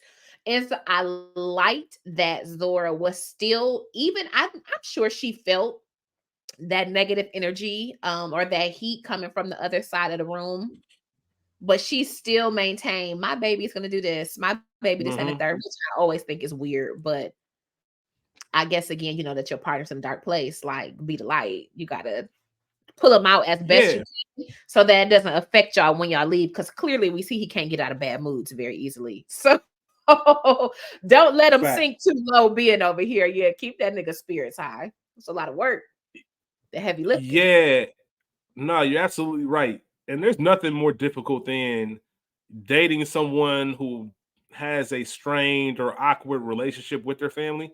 It can Yeah. easily put you in an awkward situation. Hmm. Um, where you want to be respectful because this is the family. Like y'all know him forever, but I'm new. But y'all not about to play. You know, for my case, you're not play her like that, and in Yeah. Zora's case, you're not to play him about to play him like that. Hmm. Um, it gives you insight. This whole scene gives you insight on his lack of support from Yeah. women in his life, Yeah. and maybe some of those temper tantrums that I'm talking about, those storming Hmm. the ways, is because that's what he's been conditioned to his Hmm. entire life. I think the big moment in that scene was his sister. Hmm. Um, that kind of told you everything you needed to know when she said that when Zora, excuse me, said that Franklin's going to start his own business, And they talked about, you need money. Where you gonna get money? How you gonna do that? And she scoffed at him. If that's your first reaction, it's like, damn, I get it. But let me say this, Rachel. How much of this, and we don't know this as viewers. Yeah, he clearly been fucking I, up for a minute. exactly. And this was one of the main scenes when I thought about Risa Tisa. And I'm just thinking about, like, we've known him forever. Like, he's been on, like, he owned bullshit. That's what he does. Yeah. That's what he is. Like, or he's made his own mistakes throughout life and he's never recovered from them. He doesn't seem like he's interested in doing so. So yeah, I might look like the mean mom, I might look like the mean sister, but you have no idea how many years that we've supported him and really tried to get him back on his feet, and he just kept shitting on us. So now it is kind of like, fuck you. Like, and you can have this attitude towards us if you want to. You can think we're not supportive, but in due time, you will see exactly why we scoff at him when he says things, why we turn our nose up, why we just kind of, keep our distance, because he's just going to disappoint you in the long run. So I love when the scene gives you duality. For sure. I can see why Franklin is the way he is, but I can also see why they probably feel that way towards Franklin in the first place. Exactly. And it gives his character a lot more, it gives his character a lot more insight and understanding. Very complicated character. Franklin's very complicated. He is. Very complicated. But that's what I wanted to say about that one. I guess my next scene, very quickly, just a brief scene, him getting that union job, just because that's the hustle that I'm talking about. And even though his game per se didn't work because he tried to use a race card, he still was able to flip that and turn it. Instead of, because hustling that way isn't his forte. Yeah. Use what you're good at and hustle that. You know how these job sites work. Right. You're a professional. You don't have the credentials because of other reasons, but you can still run these things with the best of them. Like, bro, your man's just dumping asbestos out. You know that's not asbestos, excuse me. You know that's not legal. You're not supposed to be doing that. Like, here's how you should have done it. Dude knew, the foreman knew he was right. Yeah. And that was enough. You talked yourself into a job, a union job at that. Right. Well, we've already been given the prerequisite that they don't fuck with y'all niggas. Right. Like, good luck trying to do that. So to walk up on a site and talk your way into that, bro, you got that mouthpiece, man. It's there the whole time. Like, use this to hustle more. I just really enjoyed that scene. What you got next?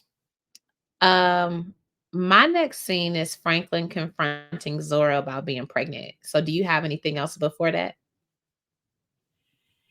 No. Okay. No. So yeah, I guess I do a little bit before that, but not telling a nigga that you live with that you have epilepsy is absolutely crazy. Absurd to keep that. Is that a thing that bothers you? I can imagine. Yes, absolutely. That's the thing that bothers me. Because could you imagine just being there in the middle of the night, sleep, and then the next thing you know, full-blown seizure? Like, what the fuck? Like, no, nobody prepared me for this. That's definitely something that you disclose, and maybe not at the first sleepover, but definitely before you give a nigga the keys. So, my next scene obviously is Franklin confronting Zora about being pregnant. So we see him tearing it down very freely, clearly, and she gets pregnant. We see her wrestle with the idea and her speaking to her girls about whether or not she should keep the baby. That scene is important, but not super. For me, it's about Franklin. Even though you definitely have to tell a person that you're going to make this decision one way or the other. Go ahead. Quick side note. If I'm not mistaken, I believe I read this in the book, because I know in the movie they mentioned in high school that she had been pregnant before. Yes. In the book, I believe he had gotten her pregnant and she did have an abortion without telling him. And then there was a second, and then the second time she got pregnant, she decided to keep it. Oh wow. Okay. Ooh, girl. Like I said, I think that's in the novel, but yeah, there was that. So I guess to build on more of her struggling with this whole thing, before I let you get back into it, do you think he did that on purpose? Got her pregnant? Think he got her pregnant on purpose? Yeah. Or was he just being reckless? Like, just didn't even think that was a possibility? I think it's just recklessness, and I struggle with that. I tell niggas all the time, like, you learn how to make a baby in middle school at the latest. You know how to get somebody pregnant. So shit for me don't really be no accident because you know what you're doing. Like, you're not using a condom. Okay, a bitch is probably gonna get pregnant. A woman, I'm sorry. Um, you not pulling out, even if you do pull out, there is still the possibility of conception, you know? So ain't no freak accidents. So am I trying to trap you, trying to get you pregnant? I don't necessarily think so, but are you having sex with a woman without a condom? Yeah, so you're trying to get her pregnant. Fair, That's just how fair. I. We adults. We adults. But him coming home, Yeah, him coming home drunk. And again, uh we are seeing Franklin's drinking come out, you know, the more they're together, the more things happen in life. We see where this alcohol is a crutch for him and he copes with it very clearly. That scene was very powerful to me. I think a nigga knowing your cycle, I don't know if you've experienced that, but somebody knowing like, bitch, I know your shit more than you do. I'm a tracking that thing just like you. It's real. And so the fact that he knew, but the level of hurt that he had was very real. Well, don't please don't kill our baby. Like, don't you know this is a blessing? Like, I felt them. And there yeah, are niggas who obviously will be living with you, shooting that club up like nobody's business, and will still look at you and be like, hey, to the chop shop, to the chop shop. So he cared enough. Jody. Jody. He loves Jody, my Yeah, love. Jody. He Yeah, loved her and cared enough about her and the potential that he saw or he felt like their family could have to not want her to endure that. Because I doubt he knew that she had had an Abby before, you know. yeah, yeah. So now here's this, like, don't kill our baby. We could have a family. Like, this will complete us. This and the third. It was just really, really emotional and really powerful because she really fully intended on going to the chop shop and never saying a word to that man. Ever. I wondered in your body. I wondered, he left, but I wonder how much he knew. Like, if he knew the first time she said no in that kitchen scene where she's cooking, or if once he took the trash out, he got to thinking, you know, or his wheels started turning. He knew before that happened. He knew before that scene happened. He knew, Yeah. Okay. right? Yeah. Um, it's to a small degree. Why did I get married? Mm-hmm. Like, I've been got my shot. I was waiting on you to say something. What about you? Like, Yeah. he was waiting on her to say it because he's tracked her body, he's tracked Mm-hmm. her cycle, Yeah. um, and he was just waiting for the first abnormality. Mm-hmm. Um, the first, what you're telling me right now does not make any sense. Yeah. Like, what do you mean you got a yeast infection and you got to go to the doctor for it, and it's going to be about a week or so? Because Mm-hmm. ironically enough, these are all the same things you would have to do if you were, Right. aborting a child. Yeah. And I think he knew that, and then he went out to obviously get drunk to cope with his problems.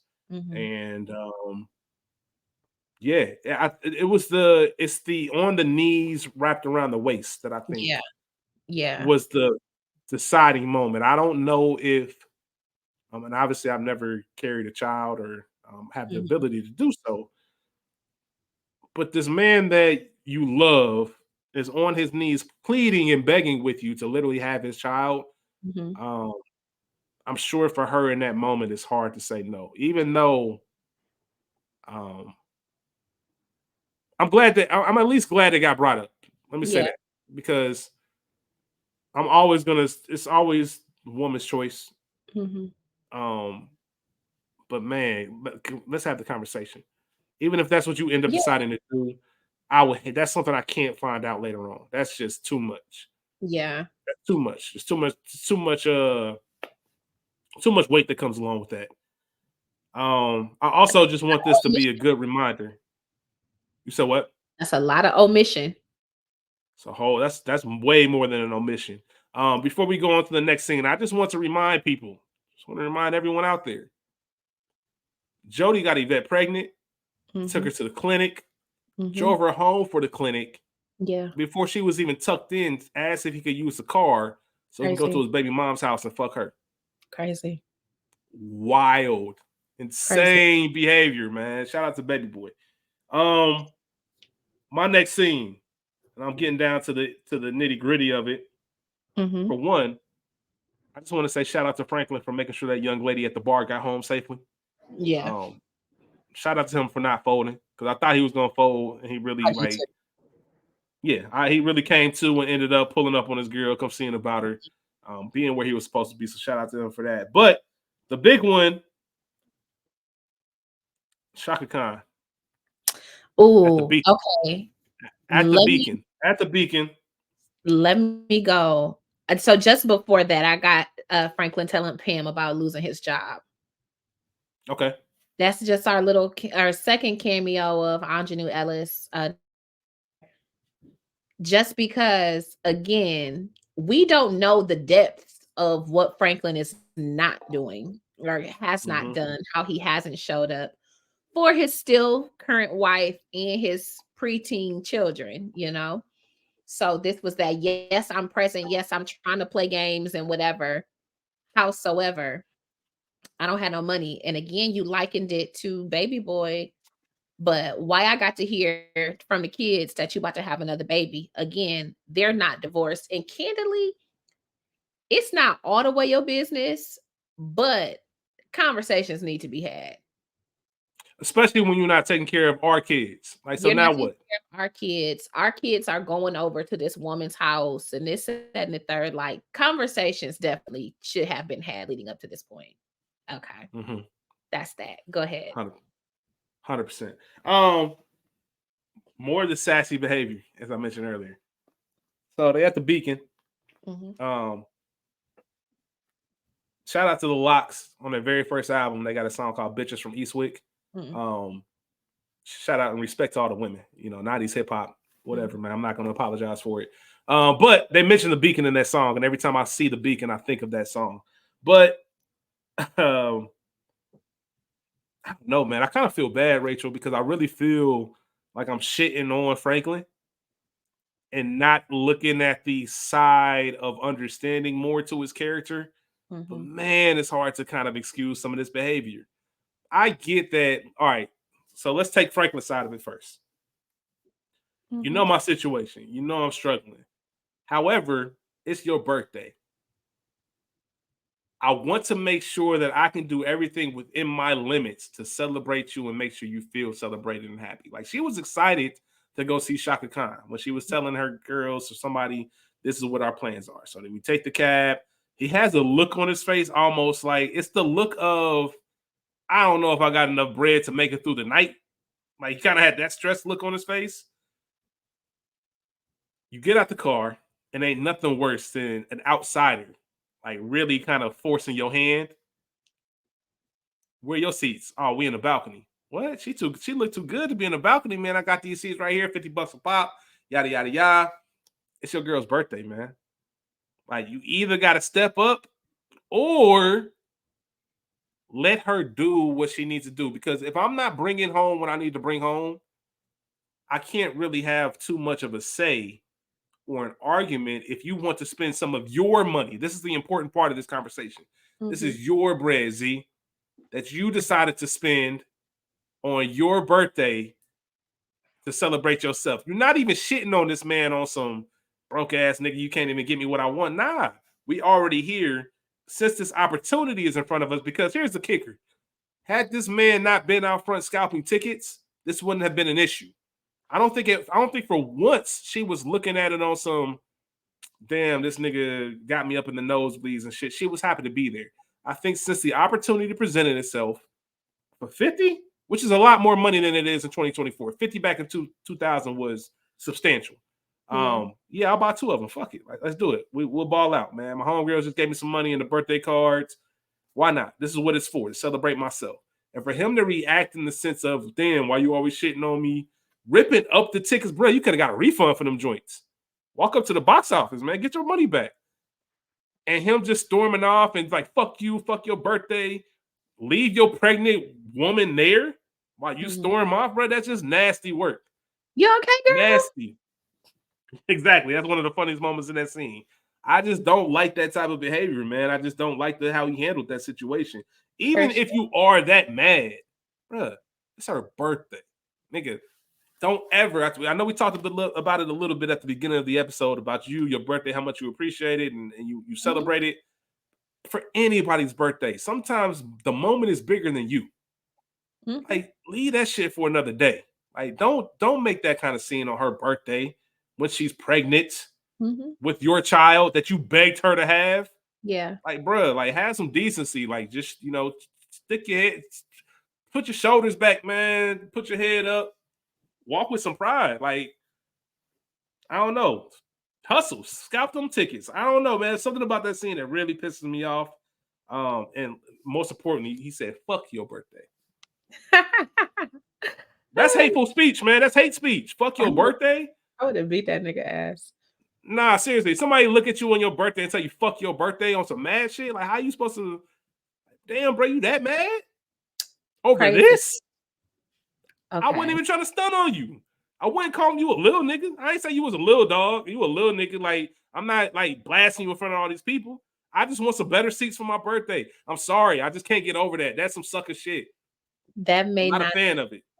The intention. And he was wrong for the way he responded. But she was definitely wrong. She was? Yeah. Yeah. I'm gonna shoot niggas some bail. All right, go ahead. Write this down because I usually don't. Go ahead. Here's the thing. He already was late because they had a reservation before the concert that his ass was out drinking. So they were late. There's that. You know that this nigga does not have any money. He found money, worked hard enough to save and get you these tickets. No, they're not on the front row. They're not in the orchestra. We got to sit in the balcony. I talked earlier about the poor nigga doing stuff with his money, gestures with his money versus something else. You just said $50 a pop in 2000 versus $50 in 2024. That's $100 that y'all really ain't have as a collective household. Yeah, you just got this birthday money. You want to spend it, fine. But it was a slap in the face to him. I understand why he was irritated. And I say that as somebody who may or may not have done something similar in my life. It's definitely a slap in the face. Him saying fuck your birthday and all of that, over the top, like get out your feelings. But it was disrespectful. It was calling him little bro because even first off, I worked hard as fuck to pay for these tickets, however much they cost. This extra 50, this extra $100 you're about to spend, like nigga, we get in the same show. And I say that as somebody who does not sit in certain rows in concerts, but I also buy my own tickets for the most part, you know? Yeah. It was disrespectful. He was justified in his irritation and frustration about it. And you know what? But you know what? The way, and that was a beautiful breakdown because you made me realize it's not. Yes, you're absolutely right. He's justified in feeling that way. If I'm him, I probably feel the way, even if I look at it from a different angle. Let's say I did buy nice tickets, right? Like that's how I have to look at it. Let's say I bought the good tickets. I bought some good tickets, but you have an opportunity to get even better ones. Like knowing I might have spent whatever the equivalent of, and you was like, nah, I'm about to get these other ones, like just to, because now it's not like we went from unenjoyable. Like you would have enjoyed the show here, right? Now you're really trying to like little man me, which I have an issue with. But so Yeah. it's not that. You're right. You're right with everything you said. My biggest issue is him tearing up the tickets in front Oh, of yeah, her the and tantrum was storming off. absolutely unhinged. I think it Like, was the temper tantrum that bothered me the most. I get it, but there's just always a way you handle things. You got to keep your mhm, cool about you. Keep mhm. your cool, man. Shout out my nigga Larry June, man. There's a song where he says at the beginning, man, don't ever call yourself a man if you can't keep your composure. Yeah. Like it's always just like, bro, that's my lady. Like, all right, we're gonna talk about this later. You better believe that. But right now, I'm gonna take this one on the chin. We're gonna go in here and see Shaka Khan. Nigga, Shaka Khan, nigga, enjoy yourself. But I Yeah, it's also, let me say, I'm also a nigga that if it's on my mind, mhm. I might not be right until I get this shit off my chest. Exactly. I might Exactly. not So be right until I get now this shit off my chest. we're gonna be in here both with an attitude because I'm irritated that you irritated. Like you're disrupting my concert experience because I've done this. Yeah. So I mean, it really is too because she would have been mad then sitting in the balcony. He would have been mad if they down or if he did hold his composure. It's just an unfortunate situation that really was not that deep, but it was. As somebody who's financially insecure, financially unstable, barely working, barely holding on to a job, now has another mouth to feed. This is money that we could have been putting up for Jeremiah. This is money that we could have done. And I wanted you to do something for your birthday. I wanted you to feel good. And this was my effort. This is what I had for you. And you shitted on me. Unfortunate. I love to see Fuck love. you and It's your absolutely crazy. And if you say fuck me on my fuck birthday, you I'm not and your birthday. you. I just don't know. I don't know if I've ever been. I don't even know what it would take for me to be that angry to tell a woman dead in her face on her birthday, "Fuck your birthday." You're pregnant woman. Like I don't even know what it had to. Like I don't even know what it would take. I don't want to find out. That's just wild to me. I got one more scene, but it's on you. Okay. So I don't know if you want to go or if you just want me to say what mine is and you kind of Is wrap it what's up. your scene? Baby's born. The scene Franklin, where he Mr. gets to pick it, huh? Franklin and Mr. Banks. Well, the one where he forgot to pick up a seed. Okay, go You got to ahead. pick up your son. So you forgot to pick up your son, Mhm. knowing Oh, that Z is okay. trying to do all these things. Hold on. Uh, Pause. Pause. Because mine is her having the baby and then Franklin and Mr. Banks talking at the hospital. okay, then. Just Go ahead. because, very briefly, just because it was the first quote unquote real man to man conversation we see anybody have with Franklin. We see the conversation at his parents' house. His father, he seemed a bit passive. When we meet Zora's dad, Mr. Banks, he's not hard on Franklin, who's lost his job. This man is not working now with 3 children and a woman to support. He doesn't harp on him. He doesn't berate him. He just says, you know what? Stand up, be a man. Yeah, they can take our jobs, but they can't take the essence of who we are.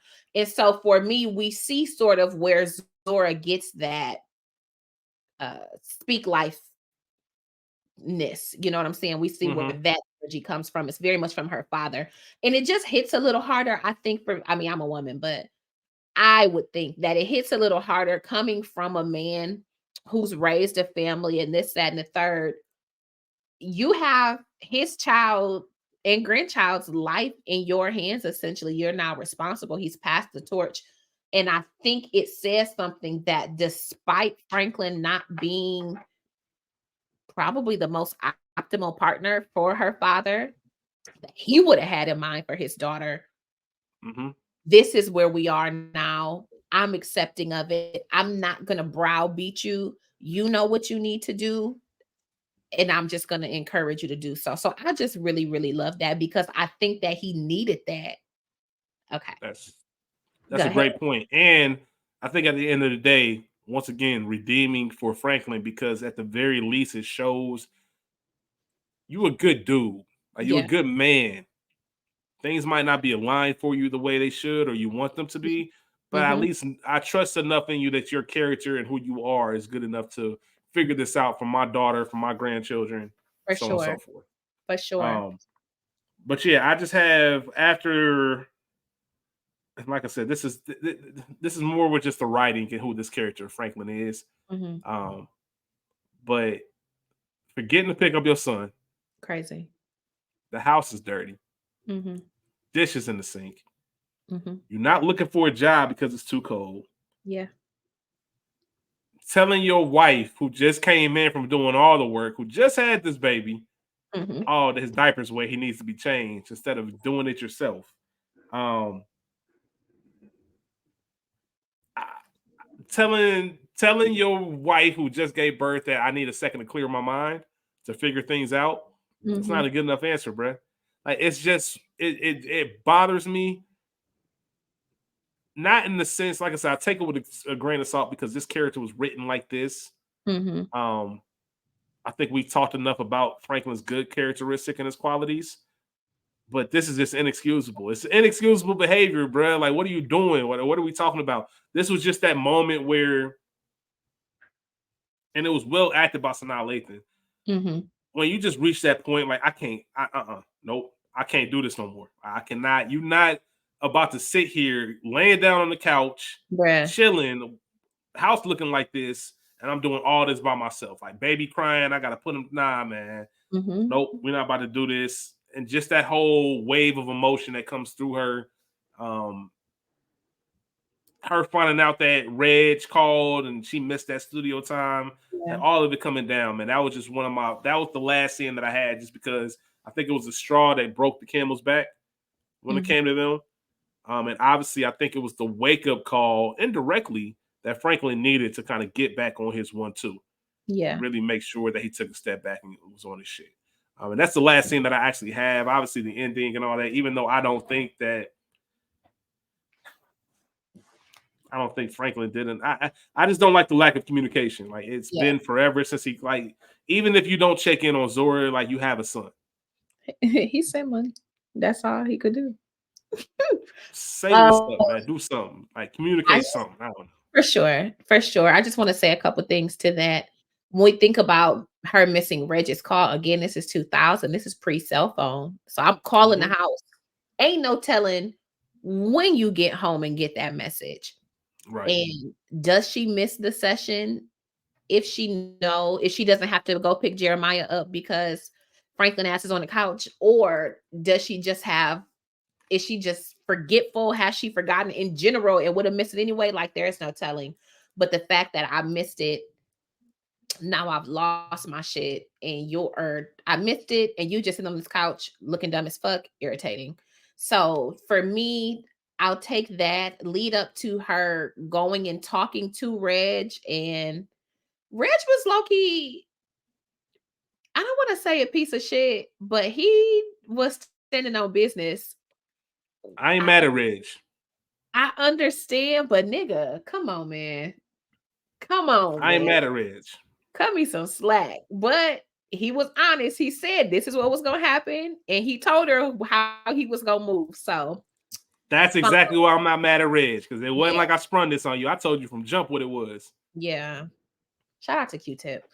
But my final scene, or I have two, I guess. Franklin stopping by the old job and seeing Vinny probably wouldn't let him ask for a job. Mm. Nigga, you need to work. And Vinny, he was Honest gonna make him devil. work for it. Like, but You're going to ask me. You gonna have to ask me. Cause I yeah. see you with your bag. I see you with your Mhm, carpentry bag. mhm. Like, I know what you're here for, but nigga, Yeah, I'm not offering. You gonna have to ask me. you gonna 'Cause have to all that ask. rah-rah, all that shit you was talking to me, you ain't coming back, lose my number. Mhm. Oh, you back, huh? Okay, Yeah. what's up? Humble pie it's something, boy, I tell you. So my final, for real this time, is their final sex scene where Zora tells Franklin to stop, and then his ass tearing up the house. We Hmm. spoke, or you spoke, very colorfully about the beauties of an amazing sexual encounter with someone that you're wanting to devour, literally. But there's another side of that, to all of that passion, when you are with your partner and in the lowest of keys, like, I hate you right now. Like, I don't fuck with you, but there is still that something where it's like, yeah, come on, like, come here. Mm-hmm. And it's emotional and it's tense, and both of y'all are feeling the same thing. So it's not just a lustful passion, it's hurt, it's that love, it's that what the fuck. This is the most natural thing that two people can do, two Mm-hmm. consenting adults or people can do. Mm-hmm. And so here we are finding ourselves in the throes of it, emotions and tensions high. And I appreciate Zora because she is stronger than most where she stops it. Mm-hmm. Because, like, for real, there be the times where your ass fuck around and get pregnant again. I was literally about to say that. She probably thought about getting pregnant again. It's like, fuck this. And your ass be stuck with that nigga for real. But I appreciated her for just truly being like, enough. You know what I'm saying? Like, yeah, I'm gonna get a little bit, but enough. So she leaves, comes back. This nigga, this is the third tantrum we've seen you throw. Tore all her shit up. And this is where on some as a man, now I can't fuck with you. And the gripe that I have with Zora. Not so much, okay, yeah, he was sending money in this 7 months he was gone. I don't know if he wrote any letters, but you was just sending this money. So you're making sure that your son has the best of whatever it is that you can do. Howsoever, you can't step foot in my house again. You tore all my shit up like this, where your son sleeps, your child lays his head. This is my family ain't here. This is all he has. Mm-hmm. My girlfriend's house. And this is what you do in a rage because your drunk ass lost your job, because you're not on top of your game, because you're falling into the stereotype and doing and being everything that your mother and society says you are. You're mad at me. You want to destroy mine, what very clearly I worked very hard for. Fuck you, nigga. Are you crazy? So when he comes back at the end, to your point, we need a little more conversation. Mm-hmm. It's not about to be Scrabble and Words with Friends. We're not about to play Connect Four for 7 hours Right. because I just missed you so much. Nigga, you fuck my house up where your son is. Yeah. You're a danger. You're a threat to society. Seriously. Should you be on the streets? No. I don't know. No, it is alarming, and I can't put all of that. It's a television movie. Yeah. There's some depth that we needed to kind of fill in the blanks. Like I said, I also haven't read the novel, so I don't know if these questions are answered within the novel. It is hard to adapt, novels and all that into Mhm. films, or So I'm gonna give it a little bit of slack.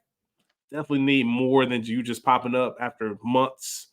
That part. I am happy that you got things together. I get how it is as a Mhm. man, or I'm sure as an individual, because I'm sure women can relate. If Yeah. I ain't got myself right, if I ain't, if my money ain't right, or this, that, and the third, like I'm cool. Like I ain't got time for nothing. Like I got to Yeah. get my shit straight before I can actually. I think he said he used the phrase, I had to be able to come in here as a man and help with my head high, Mhm. be able to look at you. Like I had to be able to offer something before I even came back to this doorstep, which I understand and respect. Would I love for them to have some more conversation, pick up the phone, maybe walk me through what's going on? Like, hey, I can't fuck with you right now. I miss you. I'm working on some things. Trust me. Like I can't wait to see you. I'm gonna tell Mhm. you all about it. Mhm. Sure, we could add a little scene like that, but I do love the fact that he did get himself together. Shout out to the Black family. I'm For always sure. gonna be happy for that if you For can make it sure. happy. I also just look at it from, you know, if this is my sister, if this is my homegirl, best friend, and you tell me about the behavior of this man, I am a little bit alarmed, and I want to make sure things are cool. That Um, part. so yeah, it's very complicated, but it's a lot going on, and there's a lot of pieces that we don't get. Mhm. Um, I don't. I know I'm hard on Franklin. But I also understand black man who just doesn't have anything going in his favor. I understand how much of an uphill battle that is. And a matter of fact, I really don't. I only understand just because um, of proximity. I can't say that I've experienced it myself. So I can only imagine what it's like to kind of be there and really try to find. It's hard to make a career out of anything or make a life out of anything. Like there's a Mhm. lot of people that just work endless dead end jobs just because they don't even know what they want to do. So Yeah. I don't even want to shit on him for that. And I'm glad that he found his way, but they didn't do the best job of his giving him much redeeming. I mean, they did early in the film, but we didn't get many redeeming qualities about him Mhm. to where the ending of it, we're happy to see them playing Scrabble and looking up Webster's dictionary to see if that's really a word. I don't know. I'm sure he gets there. He deserves that at the end of the day. In the framework of this 2 hours of film, he Mhm. doesn't get there. And it Yeah. doesn't sit the best with me, even though I'm always rooting for black family, black people, black men, black women to be the best versions of themselves. So um, it's a TV movie. I'm not gonna dive too much into it or really let it, I guess, deter my day. But I would Mhm. have liked to see that change a little bit. However, I'm not gonna nitpick. Still love the film. Mhm. Um, we're not even finished. We're about to wrap things up, but this is the longest episode. If you would have told me that the longest episode of Culture Garden was going to be a television movie for a Terry McMillan book, I'd have told you a fucking liar. But here we are. So we have a few more categories, and we'll get up out of here. Rachel, best quotes. Like I said, I only have two. I want to look at you and tell her to call me. I'll tell a girl a big dick ain't worth all the stress. I knew you were gonna have that. I You knew know you were gonna have me. that. You know that those two pretty much. I knew you were gonna have that phrase. Um, I want to look at you, and then the only other one I had because it was just funny because his mom was shady. Felix, didn't he have a girl with him the last time he was here? Shout out to Pops for covering for him, man. Because don't do that. Don't do that. Seeing Stiller, Okay. I'm a tie between Q-Tip and Regina Hall. Reg and Portia. Reg is my winner. Okay. Q-Tip. Yeah. Regina Hall is my life winner. Hmm. She Yeah. means everything to me. So it's hard not to say her. I will say this. This is one of those films where I would have loved to get a little bit more out of the friend group. Hmm. They could have done more. I'm not tripping. I'm not upset about it. We could have gotten more. I just think you have more things for them to be nominated. Both of them. When I say both of them, I mean Regina Hall and Lisa Arundel Anderson to be nominated for Best Supporting. I just didn't feel like they had enough to do. Yeah. Need a little bit more. Um, So yeah, I so go not Tip. the strongest scene stealer category, but I am definitely going with Q-Tip as Reg. Things He that bother you. um he was on a little run in the early 2000s with movies. Yeah, him and Most Def. It's hard. Him and Most Def have very similar personalities, so Yeah. I feel like I could swap them out. I remember Most Def had that movie with Bruce Willis. I can't remember the name of it off the top of my head.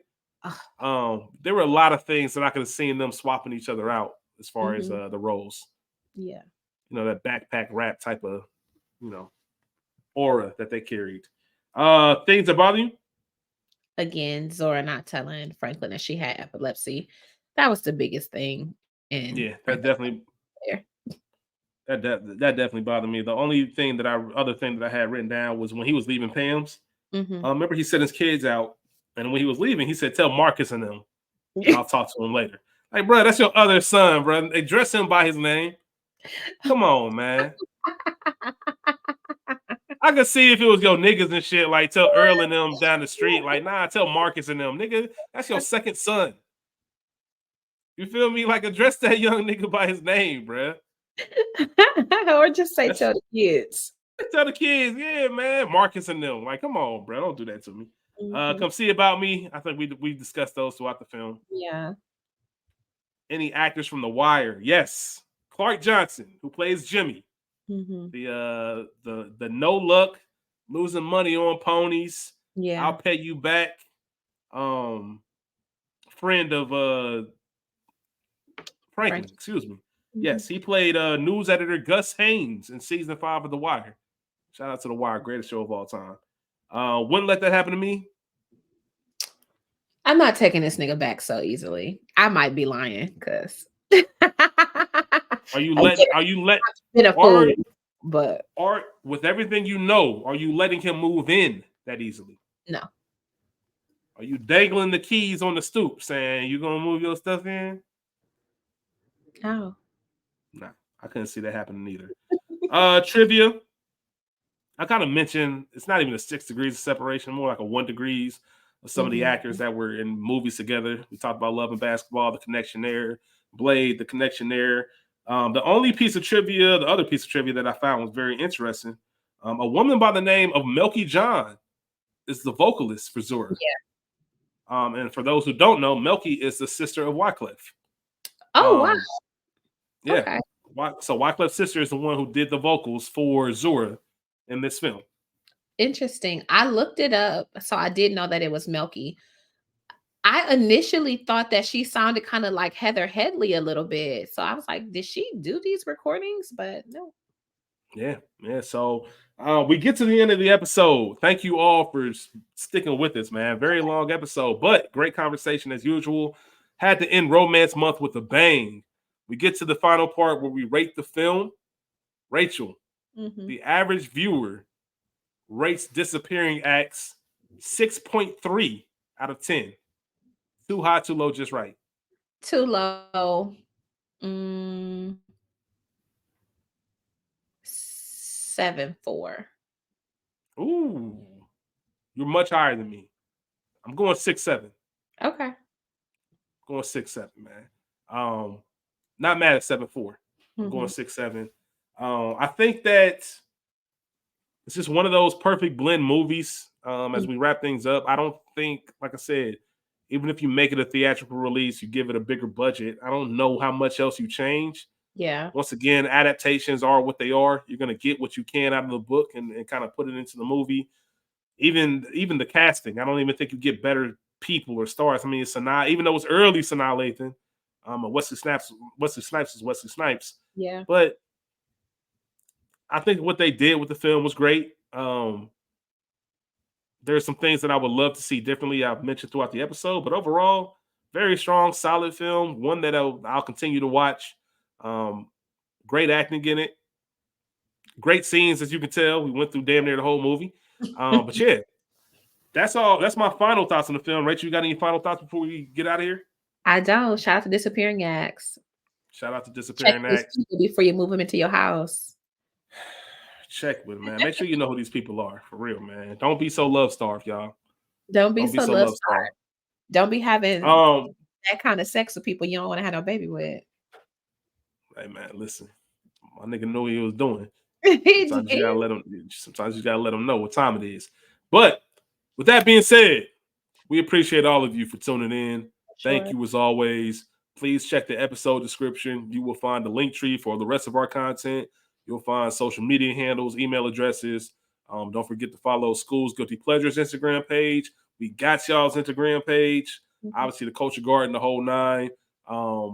New episodes coming. Just subscribe to the feed. We'll get all of this to you.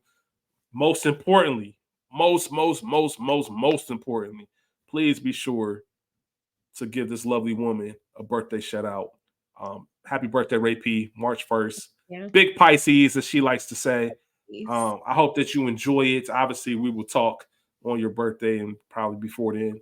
But show Ray P some love, man. It's that time of the year. So thank you all for listening. Thank you, Ray P. I love you. I love you. Y'all be cool. Y'all be cool. Peace out. Bye-bye. We out.